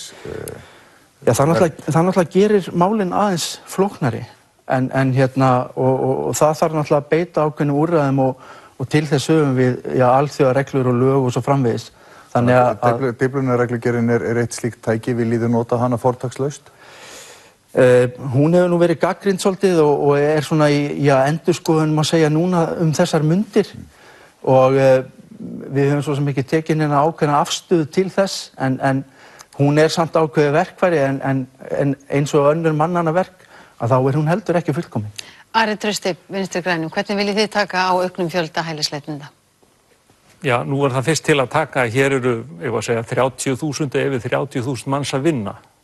Ekki satt, þetta eru fólk frá 90 þjóðum og við erum að flytja inn svona vertíðarfólk til að vinna Keflavíkurflugvöll eða eitthvað og þessir 100 sem að koma hér og fá oft ósanngjarna meðferð, því þarf auðvitað að breyta og hvort að við tökum við 500 eða 1000 af þeim af ári eða minn eða meira, það eitthvað sem að ég get ekki staðið hérna fyrir núna og svarað, en það alveg ljóst að það þarf að setja meira vægi í þetta. Þessi nýju lög sem voru samþykkt núna út af svokölluðu Balkanfólki, þau eru einum of harðneskjuleg vegna þess að þar einhver nefnd sem að ákveður að þessi flóttamaður, hann er efnahagsflóttamaður og hann á ekkert erindi hingað. Ég held að svona lagað gangi ekki upp í raunveruleikanum og ég vil að þetta sé gert með öðrum hætti. Ertu að tala um hælisleitendur eða? Nú ég að tala um hælisleitendur, já.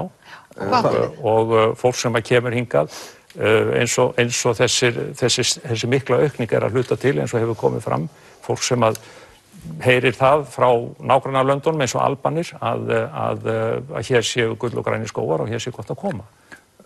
Og viltu þá veita þeim hæli eða viltu senda þá heim? Já, það nákvæmlega sama spurningin og hann fékk hér ekki sagt að við höfum jú reglur sem eru oft ósanngjarnar og það verður að vega og meta hvert tilfelli miklu nákvæmar heldur en að setja það í hendurnar á einhverju svona, við skulum segja, einstaklingi eða nefnd að hér séum að ræða efnahagsflóttamann sem eigi ekki rétt á að vera hérna. Það getur vel verið að það fólk eigi jafnvel heima hér eins og fólk frá EES-löndunum sem kemur hér til að vinna. Valdimar frá Bjartri framtíð, hér búið að minnast á Dyflinnarreglugerðina og þið í Bjartri framtíð, þið viljið ekki að stjórnvöld beiti henni, já, bara fordagslaust, en eins og þið vitið þetta, þá heimilar hún stjórnvöldur hverju landi að taka ekki til efnislegrar umfjöllunar, umsókn og senda hælisleitendan til þess Evrópuland sem hann kom fyrstur til og mál hans eru afgreidd þar. Já, af hverju viljið þið ekki beita Dyflinnarreglugerðinni sem virðist hafa dugað vel hingað til? Vegna þess einfallega að við teljum að hver og einn sem kemur til Íslands hann eigi rétt á að hans mál séu skoðuð. Það búið að samþykkja breytingu á útlendingalögum sem tekur gildi áramót sem á meðal annars að einfalda málsmeðferð og í mörgum tilfellum flýta málsmeðferð og við verðum bara að skoða hvert tilfelli fyrir sig. Hvað myndi það kosta, Valdimar? Við getum ekki verið með einhverja sjálfvirkni sem felur í sér að við sendum fólk bara tilbaka og vörpum ábyrgðina á einhverja aðra. Þetta fólk byggja gríðarlega mikið og stórt apparat til þess að gera það að veruleika. Þetta fólk komið hingað til að biðja vernd og við eigum að svara þeirri beiðni með því að skoða málin og við erum að tala stórt og mikið apparat. Við getum á þessu ári áætlað að þeir sem koma til Íslands og biðja vernd, þetta verður 1000 manns. Til þess að við séum í sömu stöðu á Noregur þá þyrftu þeir að vera 7000. Okkur finnst þetta stórar tölur vegna þess að við erum vanir svo lágum tölum í fortíðinni. En Norðmenn taka ekki hvert einasta tilvik til efnislegrar Nei, ég veit að þeir hafa ákveðna 48 tíma reglu en þeir... Þið eruð að biðja allt annað en það? Þið eruð að biðja efnislega skoðun á Við erum að biðja efnislega skoðun, við erum að biðja að það séu setta skýra reglur það til dæmis hvaða lönd teljast vera örugg og svo framvegis en að fólk á rétt á að málin séu skoðuð en með þessum breytingum og útlendingalögum ætti að vera hægt að hraða þeirri málsmeðferð. En þið ekki þá að tala gríðarlega mikið fjármagn í viðbót þannig að það sé ekki sér langi biðtími eftir skoðun hvers og eins eins og Jú, við erum að tala það að þetta kostar en þetta fólk kemur hingað og biður vernd og við getum ekki bara spara það í burtu með því að senda það eitthvað annað og fela einhverjum öðrum að skoða málin þeirra samkvæmt Dyflinnarreglugerð. Við verðum bara að taka á okkur þá ábyrgð sem fylgir því að vera samfélag í heiminum í dag. Inga, ertu sammála þessu og þið? Nei, ég það ekki.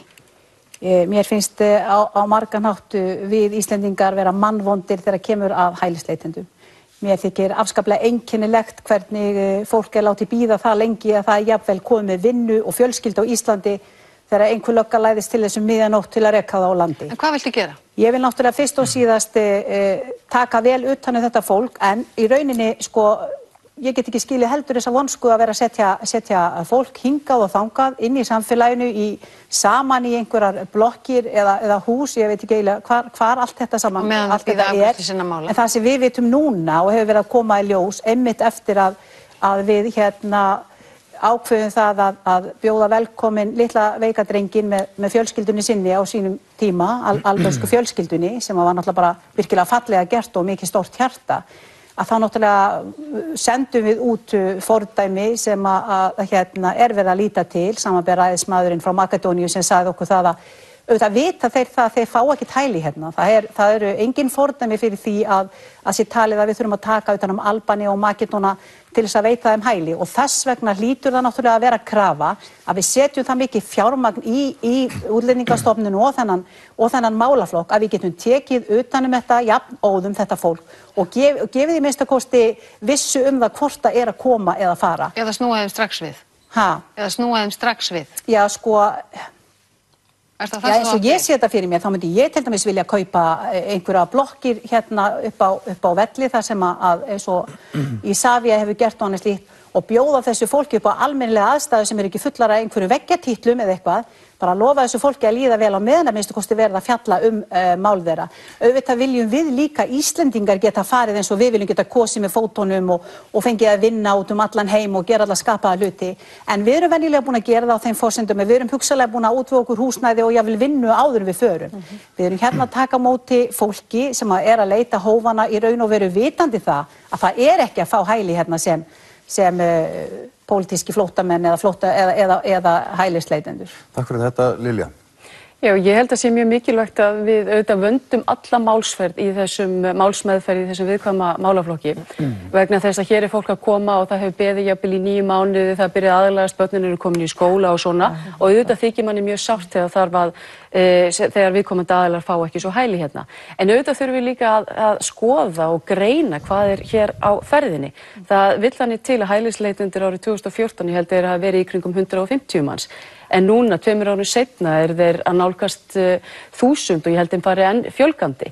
Og ég held að það sé afskaplega mikilvægt að þau skilaboð sem eru send út til þeirra, ef viðkomandi aðilar ekki að fá hérna hæli, þá þurfum við að vinna í því.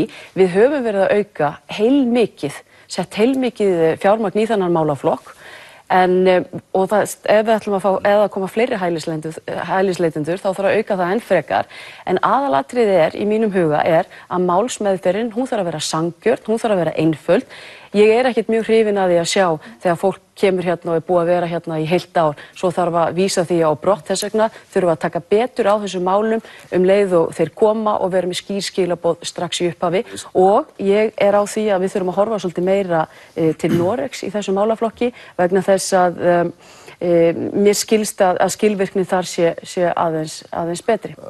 Inga sagði hérna áðan að Íslensk stjórnvöld hefðu sent þá þau skilaboð í tilviki albönsku fjölskyldunar að hingað væri hægt að sækja þrátt fyrir að uppfylla ekki skilyrðin veitingu hælis. Hafið þið verið að senda röng skilaboð? Ég held í þessu tilfelli, þetta var auðvitað mjög sérstakt tilfelli vegna stöðu drengsins og þarna voru stjórnvöld að sýna ákveðna manngæsku að mínu mati. Ef það hefur falið í sér að við erum að senda röng skilaboð þá það kannski ekki gott en við mátum það svo á þeim tíma að vegna stöðu drengsins þá gátum við ekki gert annað. En hins vegar þá það þannig að við þurfum að halda áfram að vera með skýra stefnu í þessum málaflokki og huga því nákvæmlega hvað að gerast. Öll þessi gríðarlega fjölgun sem eiga sér stað, ég held að hún eitthvað sérkennileg vegna þess það ekki sama fjölgun eiga sér stað hjá hinu Norðurlandana sem við erum að bera okkur saman. Nei. Gunnar, smá athugasemd. Mér langar bara að bregðast aðeins við því sem hefur komið hér fram að ég ekki alveg viss að sé rétta lausnin að kaupa blokkir undir fólk og hafa það þar. Það mjög hættulegt fyrirbæri í þessu samhengi það sem heitir svona kannski gettómyndun. Að fólk verði aðskilið frá því samfélagi sem... Arnarholti meinar? Arnarholti? Já, ertu að meina eins og upp á Arnarholti eða ertu að meina eins og í gamla lögregluskólanum þar sem verið að sópa sama fólki eða ertu að meina 160 mann sem búið að setja hérna á hótel? Ég bara að tala almennt að það hættulegt að fólk sé aðskilið frá því samfélagi sem lifir í og flóttamenn þeir þurfa það besta held ég sem hugsanlegt fyrir flóttamenn það að þeir komist inn í það samfélag sem þeir eru búin að sækja hæli í ef þeir eru samþykktir inn í það.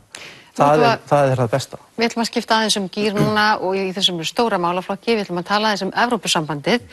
Hvaða stefnu viljið þið til dæmis að stjórnvöld taki í málefnum Evrópusambandsins? Viljið þið taka upp viðræður að nýju við Evrópusambandið eða er þessu umsóknarferli í rauninni endanlega lokið? Við ætlum að byrja hér á þér, Ari Trausti frá Vinstri grænum. Evrópusambandið ekki í hávegum haft hjá Vinstri grænum. Nei, og við það situr. Hitt svo annað mál að við höfum alltaf sagt að ef það kemur fram ósk atkvæðagreiðslu það hvort það heitir nú að taka upp gömlu aðildarsamningana eða starta nýjum, ég veit svo sem ekki hver hefðin í því, að þá auðvitað tökum við þátt í því og það gengur ekkert niður rekur fyrir en að slík þjóðaratkvæðagreiðsla hefur farið fram. En þjóðaratkvæðagreiðsla þá hvað, Ari Trausti? Nákvæmlega það sem ég var að segja, hvort að aðildarviðræður verða teknar upp að nýju eða ekki. Inga Sæland. Svo fyrirgefðu, ef ég má bara bæta svo við, svo auðvitað annað mál ef einhver tíma verður til aðildarsamningu þá verður auðvitað önnur þjóðaratkvæðagreiðsla. Já, okkur datt þannig í huga allavega frá Vinstri grænum. Þannig að þetta sé bara skýrt. En hvað segir Flokkur fólksins? Flokkur fólksins ekki hlynntur því að sækja aðild að Evrópusambandinu og við teljum að við séum ekkert að fara í áframhaldandi aðildarviðræður, þessu lokið með Það ykkar mat? Já, ég meina Gunnar Bragi sá til þess það ekki að við erum búin að segja ykkur frá því. Það er ekkert sem áður var sem við getum tekið upp þráðinn, við þurfum að byrja upp á nýtt, ekki satt?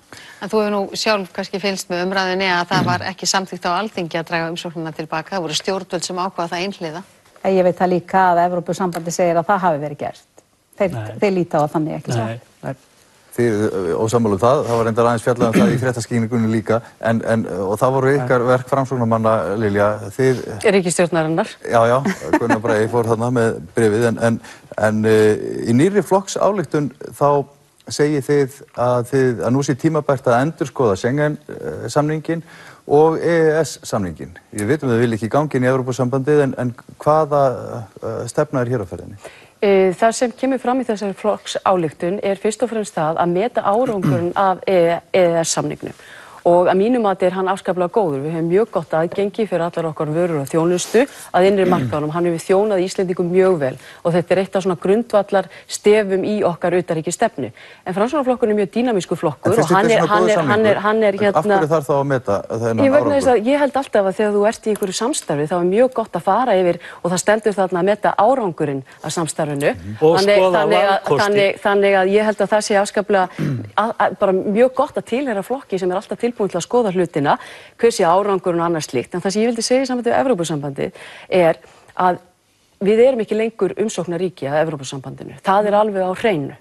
Og það sem ég vil líka segja að það bara svo mikil óvissa í Evrópusambandinu. Núna eitt stærsta og öflugasta ríki sem að leita, búið að draga aðild sína frá Evrópusambandinu. Hefur það áhrif á stöðu Íslands? Já, það hefur svo sannarlega áhrif á stöðu okkar vegna þess að 11% af öllum okkar út- og innflutningi til Bretlands. Og við höfum alltaf átt mikil samskipti við það og eitt af því sem ég hef lagt ríka áherslu á þegar ég hef verið í minni utanríkisráðherratíð, það að vanda verulega til vegs í samskiptum og framtíðarsamskiptum við Breta og við til að mynda erum búin að setja upp ákveðna Brexit einingu í ráðuneytinu. Við erum búin að setja ráðherranefnd Brexit vegna þess að þetta verður stóra málið í Evrópu. Evrópusambandið að fara að breytast verulega vegna þessa og ég átti í dag samtal við Alan Duncan, Evrópumálaráðherra Breta, þar sem við vorum að fara yfir stöðuna, því að það svo mikilvægt að við séum að sækja áfram hvað þetta varðar, að við sitjum bara ekki hér og bíðum eftir Evrópusambandinu eða Bretum, heldur þarf að vera mjög virt hagsmunamat hjá okkur, hvað mun þjóna okkur best í framhaldinu varðandi það og eitt af því sem hann sagði og mér fannst svolítið merkilegt og ég deili þessari skoðun, hann segir Evrópusambandið að fara að breytast, það að fara að breytast að því leytinu til að þessi mikla pólitíska dýpkun sambandsins, hún líklega að fara að ganga tilbaka. Kemur það til greina að ykkar mati að hætta í EES-samstarfinu? Nei, að mínu mati kemur það svo sannarlega ekki til greina en ég alltaf til í það að meta hlutina, athuga hvaða árangur hefur nást að samstarfinu og ég held að við getum verið mjög sátt við þann árangur sem hefur nást að EES samstarfinu. Ljómandi. Björt Framtíð, þið eru nú Evrópusambandssinnuð. Nei, það. Jó, við erum það. Við teljum að Íslandi myndi farnast vel innan ESB og við ræðumst það ekki að spyrja þjóðina. Og verði niðurstaða þjóðarinnar svo að við eigum ekki að halda áfram með aðildarviðræður, þá vinnum við úr þeirri stöðu. Verði niðurstaðan á hinn veginn. Þið vilja verið ráðist í þá þjóðaratkvæðagreiðslu? Við óttust ekki að spyrja þjóðina. Hvenær viljið þið fara í hana með að kosið eftir rúma viku? Við höfum svo sem ekki rætt dagsetningar en ég sæi fyrir mér að það yrði gert á næsta kjörtímabili og þá samhliða til dæmis sveitarstjórnarkosningum. En við allavega óttust ekki að spyrja þjóðina og við viljum að þjóðin fá að taka þess ákvörðun. En hvernig metið þið stöðuna á ferlinu? Hvar finnst ykkur máli standa núna? Við erum í gilda aðildarumsókn. Þegar þú sækir aðild að Evrópusambandinu að þá sendur umsókn og hún er tekin fyrir í þjóðþingum allra landa og þú ert samþykkt sem umsóknarland eða ekki. Ísland hefur ekki beðið eitt einasta þjóðþing að draga tilbaka þessa samþykkt, þannig að það eru öll aðildarríki Evrópusambandsins búin að samþykkja Ísland sem umsóknarríki. Alþingi Íslendinga hefur ekki dregið umsóknina tilbaka og Evrópusambandið, allavega þeir fulltrúar hjá Evrópusambandinu sem ég hef heyrt í, þeir líta svo á að við séum umsóknarríki og umsóknin liggi á hillunni.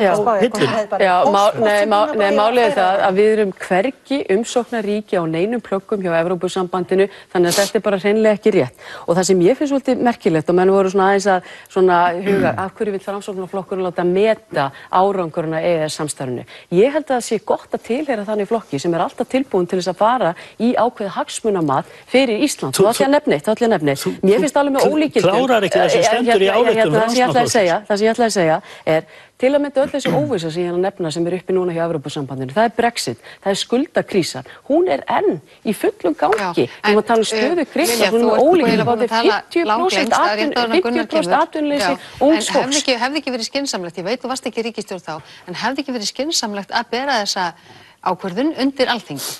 Það sem ég held að hefði verið skynsamlegast að gera áður en að það var farið í þessa vegferð upphaflega árið 2009, það hefði verið að spurja þjóðina. Eigum við að ganga í Evrópusambandi já eða nei og fá skýrt umboð frá þjóðinni?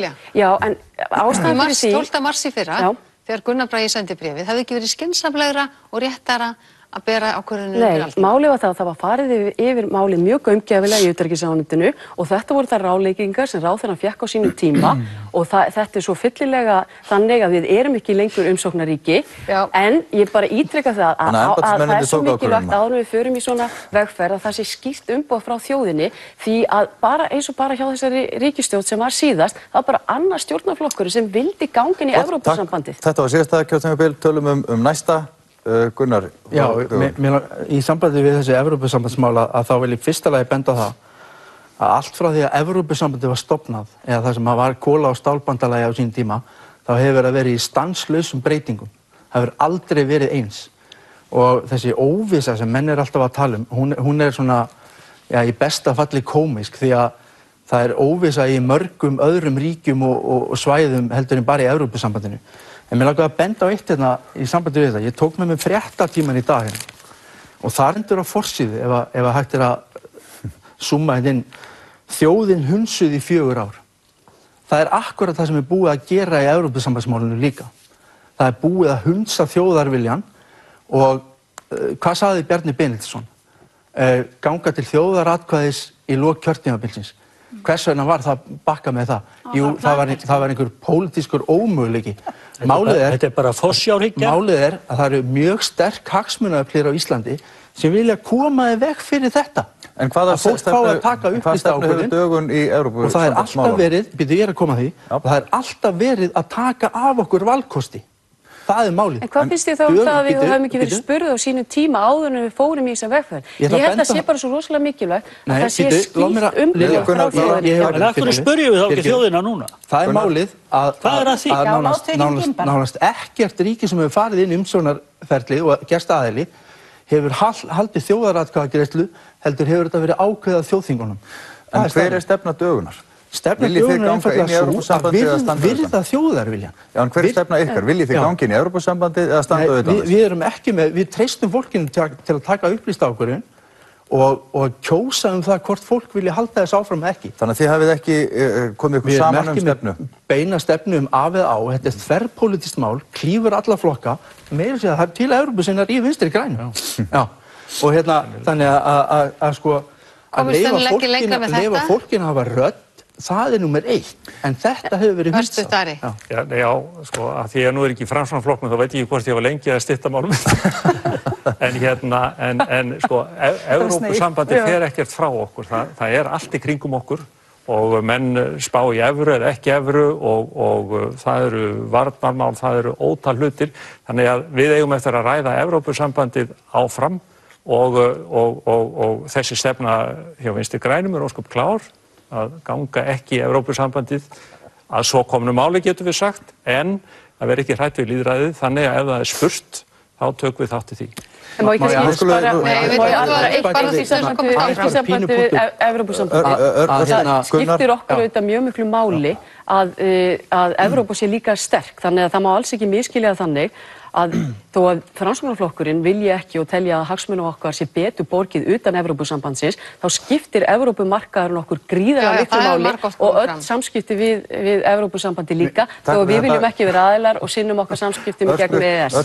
Nei, mér langar bara að benda á þetta með Brexit, að stórum hluta var Brexit byggt á lygi sem að tengdist breska heilbrigðiskerfinu. Við kjósum ekki það hér, en við erum náttúrulega að snúa okkur að... Svo er líka alveg full mögulegt að Skotar gangi inn í Evrópusambandið. Það er svo margt sem við getum rætt ef við færum inn á þessar slóðir, en við ætlum aðeins að fjallum það að því að íslensk stjórnvöld beita sér með ýmsum hætti á alþjóðavettvangi. Viðskiptaþvinganir er eitt tæki sem að Íslendingar beita. Þið Framsóknarmenn svo í vitninu í nýja flokks ályktanir ykkar aftur. Þið segið að Íslandi eigi ekki að taka þátt í neinu viðskiptaþvingunum nema þeim sem samþykktar eru í öryggisráði Sameinuðu þjóðanna og á Alþingi. Nú eru Íslendingar þáttakendur í refsiaðgerðum gagnvart Rússum vegna innrásar í Úkraínu. Viljið þið að Íslendingar láti af þeim refsiaðgerðum? Nei, þessi ályktun hún á ekki við þessar þvingunaraðgerðir sem við tökum þátt með öðrum vestrænum þjóðum. Þetta er ályktun sem nær frekar til framtíðar. Það er að segja, Framsóknarflokkurinn á því að svona þegar við erum að taka svona ákvarðanir, það eigi að fara í gegnum Alþingi Íslendinga. Þá eru þar með sterkara umboð og eitt af því sem við höfum sett og ég hef sett á laggirnar sem utanríkisráðherra, það er að skoða hvernig megi auka aðkomu Alþingis að svona stórum ákvörðunum. Varðandi það að þetta þurfa að koma inn í öryggisráðið, þá er það ákveðið leiðarljós til þess að auka samtalið og til þess að auka líklega virkni þessara viðskiptaþvingana, en hins vegar ef það gengur ekki upp, þá þurfum við þetta alltaf sem þjóð að hugsa hvar er hagsmunum okkar best borgið og til að mynda á þessi ályktun hún hefur ekkert með þær viðskiptaþvinganir sem við erum að taka þátt í á vegum Rússlands. Ef sambærileg staða kemur upp, þá ætti þið að leggja það fyrir þjóðþingið, fyrir Alþingi. Já, og ég held að það verði bara, þetta verður þá lýðræðislegri ákvörðun. Björt framtíð. Þú eru alltaf að gefa þér orðið. Ég meina, maður er bara eitthvað að tjá sig hérna. Hvað er það? Og ég var alltaf Hinn þurfa að gera það líka. Þetta er ekki hægt. Ég reikna með að þú sért að spyrja álit Bjartrar framtíðar almennt og viðskiptaþvingunum en ekki á samþykktum Framsóknar. Nei, þú varst nú móðin ykkar. Vegna þess að samþykkt Framsóknarflokksins að gefa Rússum og Kínverjum neitunarvald það hvort að Ísland tekur þátt í viðskiptaþvingunum í gegnum öryggisráðið eru þetta fáránleg. En hvað með að auka svona lýðræði í tengslum við það að taka ákvörðun í sambandi við viðskiptaþvinganir og innvarðar Alþingi? Það eru þetta nánast jafn fáránlegt að utanríkisráðherra taki svona ákvörðun einn, eins og var gert í þessu tilfelli. Þannig að þið myndu bera slíka ákvörðun undir Alþingi? Þú er sammála núna okkur Framsóknarmönnum hvað þennan þátt varðar? Já, ég er sammála því að það á að bera þetta undir Alþingi en að veita öryggisráði Sameinuðu þjóðanna Rússum og Kínverjum eitthvað neitunarvald finnst mér alveg fáránlegt. Hvað með þjóðina sjálfa? Hvað með Rússana? Þetta kostar hana milljarða og milljarða ofan. Við erum búin að vera í áratugi að byggja upp viðskiptasambandi Rússa sem hefur nú bara verið svolítið farsælt myndi ég halda. Og þegar við sitjum hérna, litla Eiríki út í Ballarhafi og viljum taka þátt í því sem er að gerast í öryggisráðinu og allstaðar, þá finnst mér að sé dálítið mikið mál að setjast niður og vega það að meta hvað erum við að gera með þessu. Erum við að skaða okkur? Viltu þá láta af þessum refsiaðgerðum gagnvart Ef ég mætti ráða, þá myndi ég gera á stundinni og biðja afsökunar. Það er skýr lína, þetta er skýr lína, Inga. Þetta er skýr lína frá Flokki fólksins. Viltu þá leyfa bara Pútín að innlima svæði eins og hann gerði? Hann innlimaði Krímskaga sem var hluti af sjálfstæðu fullvalda ríki. Ég geri mér alveg grein fyrir því að það er algjörlega ráðbanna vaðin í önnu ríki með stríðsyfirlýsingum. Svoleiðis ger ekki menn. En ég geti hringt í Pútín og spurt hvað hann var að meina, myndi kannski gera það. Það er brot á alþjóðalögum. Skýlaust brot á alþjóðalögum. En ef að þeir standa nú bara á Krím og segja komdu og bjarga okkur, viljum alveg eins vera með þér, vegna þess að ekki var þetta nú gæfulegt í Kreml á þessum tíma. Hvaða tíma? Nei, hvað hitt þetta nú þarna? Heitir það ekki? Hvað heitir þetta? Nei, ég meina, er það bara grænt ljós að innlima svæði? En hvaða lína hafið þið hjá dögun? Nei, það er bara ástæða til að hugsa okkar hag. En hver er ykkar lína? Við virðum alþjóðalög og þar með talið fullveldi ríkja. Það sem að Pútín gerði á Krímskaga, hann innlimaði Krímskaga sem var hluti af Úkraínu sem fikk sjálfstæði árið 1990. En styðjið þið viðskiptaþvinganir? Svona gera menn ekki í alþjóðakerfinu. Og styðjið þið þar að leiðandi viðskiptaþvinganir? Gunnar, þú svarar ekki spurningunni? Fyrirgefðu. Styðjið þið viðskiptaþvinganir? Viðskiptaþvinganir eru mjög grimmilegt verkfæri og þær eru alls ekki til fyrirmyndar og við sjáum það til dæmis í Írak á sínum tíma að það kom grimmilega niður á þjóðinni þar. En það er ekki hægt að láta menn komast upp með hvað sem er í alþjóðakerfinu án þess að taka á þetta. En þess að viðskiptaþvinganir á Rússa, það er bara eins og að skvetta vatn og gæs. Ari Trausti er hér. Rússnesku-gæsina. Ari Trausti, gjörðu svo vel. Er spurningi hver hvort að við styðjum viðskiptaþvinganir þegar það á við, já. Hér er rætt íslenska hagsmuni. Já, sko, peningar og alþjóðleg peningar og mannúð, þetta vext á vissulega og oftast án og mannúðin eða alþjóðlegin yfir höndina. Við höfum í langan tíma, allt frá bara lýðveldisstofnun, þá höfum við sko ekki tekið þátt í viðskiptaþvingunum segjum gegn Sovétríkjunum á sínum tíma, ýmsum öðrum ríkjum sem hafðu hugsanlega átt að fyllilega skilið og það er alveg klárt mál og það styðja þá sem hafa talað hérna undan að auðvitað á slíkt að fara í gegnum Alþingi og við vitum önnur slík mál, sem segja þessar svona óbeinu eða beinu þáttöku í Íraksstríðinu og ýmislegt fleira sem að fer fram hjá og það á auðvitað ekki að gerast, það þarf auðvitað að auka vægi Alþingis þessu. En íslenskir stjórnmálaflokkar sem hafa átt fulltrúa á Alþingi hafa í stórum dráttum, held ég, allir stutt þessar tilteknu viðskiptaþvinganir og þar á meðal Vinstri græn. En það kannski liggur beinast við að spyrja þig, Ari Trausti, í framhaldi af þessu. Nú Rússarnir hafa verið fyrirferða meiri en áður síðustu misserin og hér er loftrýmisgæsla í samstarfi við NATO. Þið viljið það ekki í Vinstri grænum slíta þessu samstarfi? Við NATO? Já. Það hefur verið á dagskránni, já. Hvernig á þá að sinna þessum öryggis- og varnarmálum ef þið viljið ganga úr Atlantshafsbandalaginu? Næsta spurningi sjálfur sér ef að menn vilja ganga úr NATO, sem er hernaðarbandalag. Hvað gera þeir þá? Hvernig skal tryggja frið á Íslandi ef við orðum það þannig? Það er auðvitað allt önnur umræða. En alveg klárt mál að þetta er meiri hluta afstaða innan Vinstri grænna og við það situr og það þýðir þá að í þessu tilviki að þá stöndum við það sem sagt er. Mér langar að benda á hérna að við erum búin að vera herlaust land hérna og við erum hlutlaust og herlaust land. Ameríski herinn fór eftir símtal árið 2006, hann er ekki kominn ennþá og það er yfirlýst stefna dögunar að halda áfram með að vera friðelskandi herlaust land og á móti öllu hernaðarbrölti. Hvernig getur þú kallað okkur hlutlaus sem við erum í NATO? Hvernig getur við verið hlutlaus? Við vorum hlutlaus í báðum styrjöldunum. Inga, hvað segist þú þessi mál? Ég segi það að við erum náttúrulega enga veginn hlutlaus sem við erum í NATO, en ég tel það afskaplega mikilvægt fyrir okkur að vera í þessu varnarbandalagi vegna þess að annars þá finnst mér minnstakosti við vera afskaplega varnarlaus. Valdimar. Já, ég fekk ekki að svara áðan varðandi viðskiptaþvinganir og Rússa, orðið var tekið af mér og ég tel að, eins og ég sagði, að það ætti að bera svona undir Alþingi, en ég tel líka að þegar við tökum þátt í svona viðskiptaþvingunum þá verðum við að horfa á það að afleiðingarnar eru leggjast mjög þungt á einstaka hópa í þjóðfélaginu og við getum til dæmis ekki horft á það að bændur beri stóran hluta af byrðunum af viðskiptaþvingunum við Rússland eins og núna. Nú eru þeir að horfa framan í 10% tekjuskerðingu sem að stóran hluta til beina afleiðinga af þessum viðskiptaþvingunum og við hin sem að teljum að það beri að beita þessum viðskiptaþvingunum vegna þess að við teljum að það sé réttlætismál að reyna að stoppa Rússa í að brjóta alþjóðalög. Við verðum þá líka að sýna bændum ákveðna samstöðu. Ég er bara hjartanlega sammála þér. Má ég aðeins koma að þessu varðandi Atlantshafsbandalagið og varnarsamstarfið við Bandaríkin. Ég vil bara vekja auðvitað athygli á því að þetta eru svona tvær grunnstoðir í öryggisstefnu, í nýlegri samþykkt öryggisstefnu sem var á Alþingi og mér finnst svolítið einkennilegt þegar maður er að heyra að menn séu jafnvel tilbúin til þess að ganga úr Atlantshafsbandalaginu en samt er nýbúið að samþykkja þessa stefnu á Alþingi. Þjóðaröryggisstefnuna.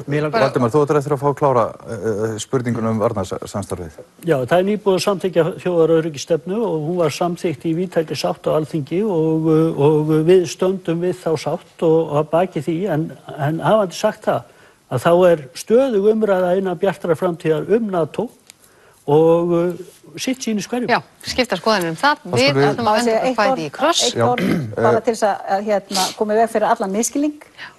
Að þegar ég er að tala að við eigum að vanda okkur í sambandi við að setja svona viðskiptaþvinganir á þjóðir sem við erum búin að vera að byggja upp samstarfið í áratugum saman, að þá á ég einfaldlega við að það verður að vera með okkar hagsmuni að leiðarljósi. Þannig að þú segir að hagsmunir íslenskra sjávarútvegsfyrirtækja til dæmis vegi þyngra heldur en líf einstaklinga í Úkraínu. Ég er ekki að tala líf einstaklinga. Ég er að tala hverju breytir það okkur hvort við lýsum þessu yfir eða ekki. Breytir það einhverju á Krímskaga? Hvað með þá sem búa á Krím? Var það eins og til dæmis nú safnast bara makrillin upp einhvers staðar og við getum ekki selt hann og við kannski töpum þessum viðskiptum sem við höfum átt við Rússland. Á þá allur heimurinn bara að horfa með blindaugana á þetta því að það skadar þeirra hagsmuni að beita Rússa þvingunum. Norðurslóðir loftslagsmál. Já, það er eitt af þessum málum sem við ætlum að reyna að ræða. Þetta er eitthvað sem virkilega þarf að vera og meta að svona ákvæmur tekna bara upp á sitt eigin stæmi. Í heilum þætti hér í síðustu viku. Við okkur langar aðeins að fá okkur til þess að svara því hvernig við lítið á umfang utanríkisþjónustunnar. Það er nú stundum rætt fyrir kosningar. Það fara tæpir 3 milljarðar í rekstur sendiráða til dæmis, það eru 15 sendiráðin, 3 fastanefndir og ýmislegt fleira. Viljiði, og þetta er hraðaspurninga því það eru bara 3 mínútur eftir, viljiði draga úr umfanginu, viljiði hafa það eins og það er eða auka það jafnvel? Og þetta er hraðaspurning. Valdimar. Ég held að við þurfum að auka í utanríkisþjónustunni. Takk. Ég held að umfangið sé mjög passlegt eins og það er í dag. Við vorum reyndar að tilkynna þegar við ætlum að auka umfangið í sendiráðinu í London vegna Brexit og þeirra breyttu stöðu sem er komin upp vegna útgöngu Breta úr Evrópusambandinu. Gjör svo vel. Já, allavega ekki bæta í. Það er alveg. En draga úr? Þetta er verið sér vel á 4 milljarð. En draga úr? Já, allavega að skoða það virkilega vel. Gunnar? Já, ég meina það verður að hafa öfluga og vel rekna utanríkisþjónustu og 3 milljarðar í þessu samhengi eru náttúrulega bara smápeningar með að við til dæmis hagna útgerðarnar sem eru upp á 500 milljarðar á hruni. Þannig að þetta er mjög ódýr þjónusta. Ari. Smáríki þurfa mjög öfluga utanríkisþjónustu. Ég þekki hana aðeins inn og frá og ég vil auka við hana.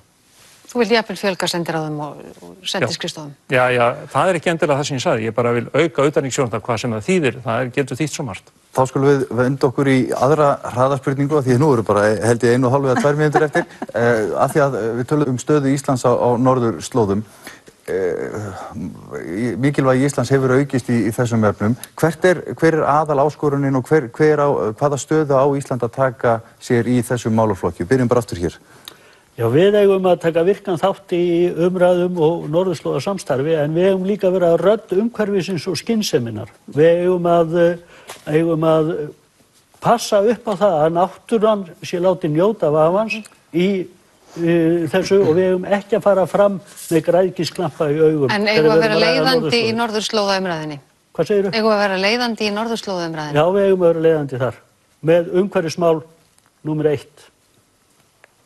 Lilja? Já, svo sannarlega og það er svo þróun sem hefur verið í gangi núna undanfarið. Við sjáum það með hringborði norðursins, það kom yfir kringum 3000 manns hérna til þess að ræða þessi mál og auðvitað skiptir líka vera þáttaka okkar í Norðurskautsráðinu.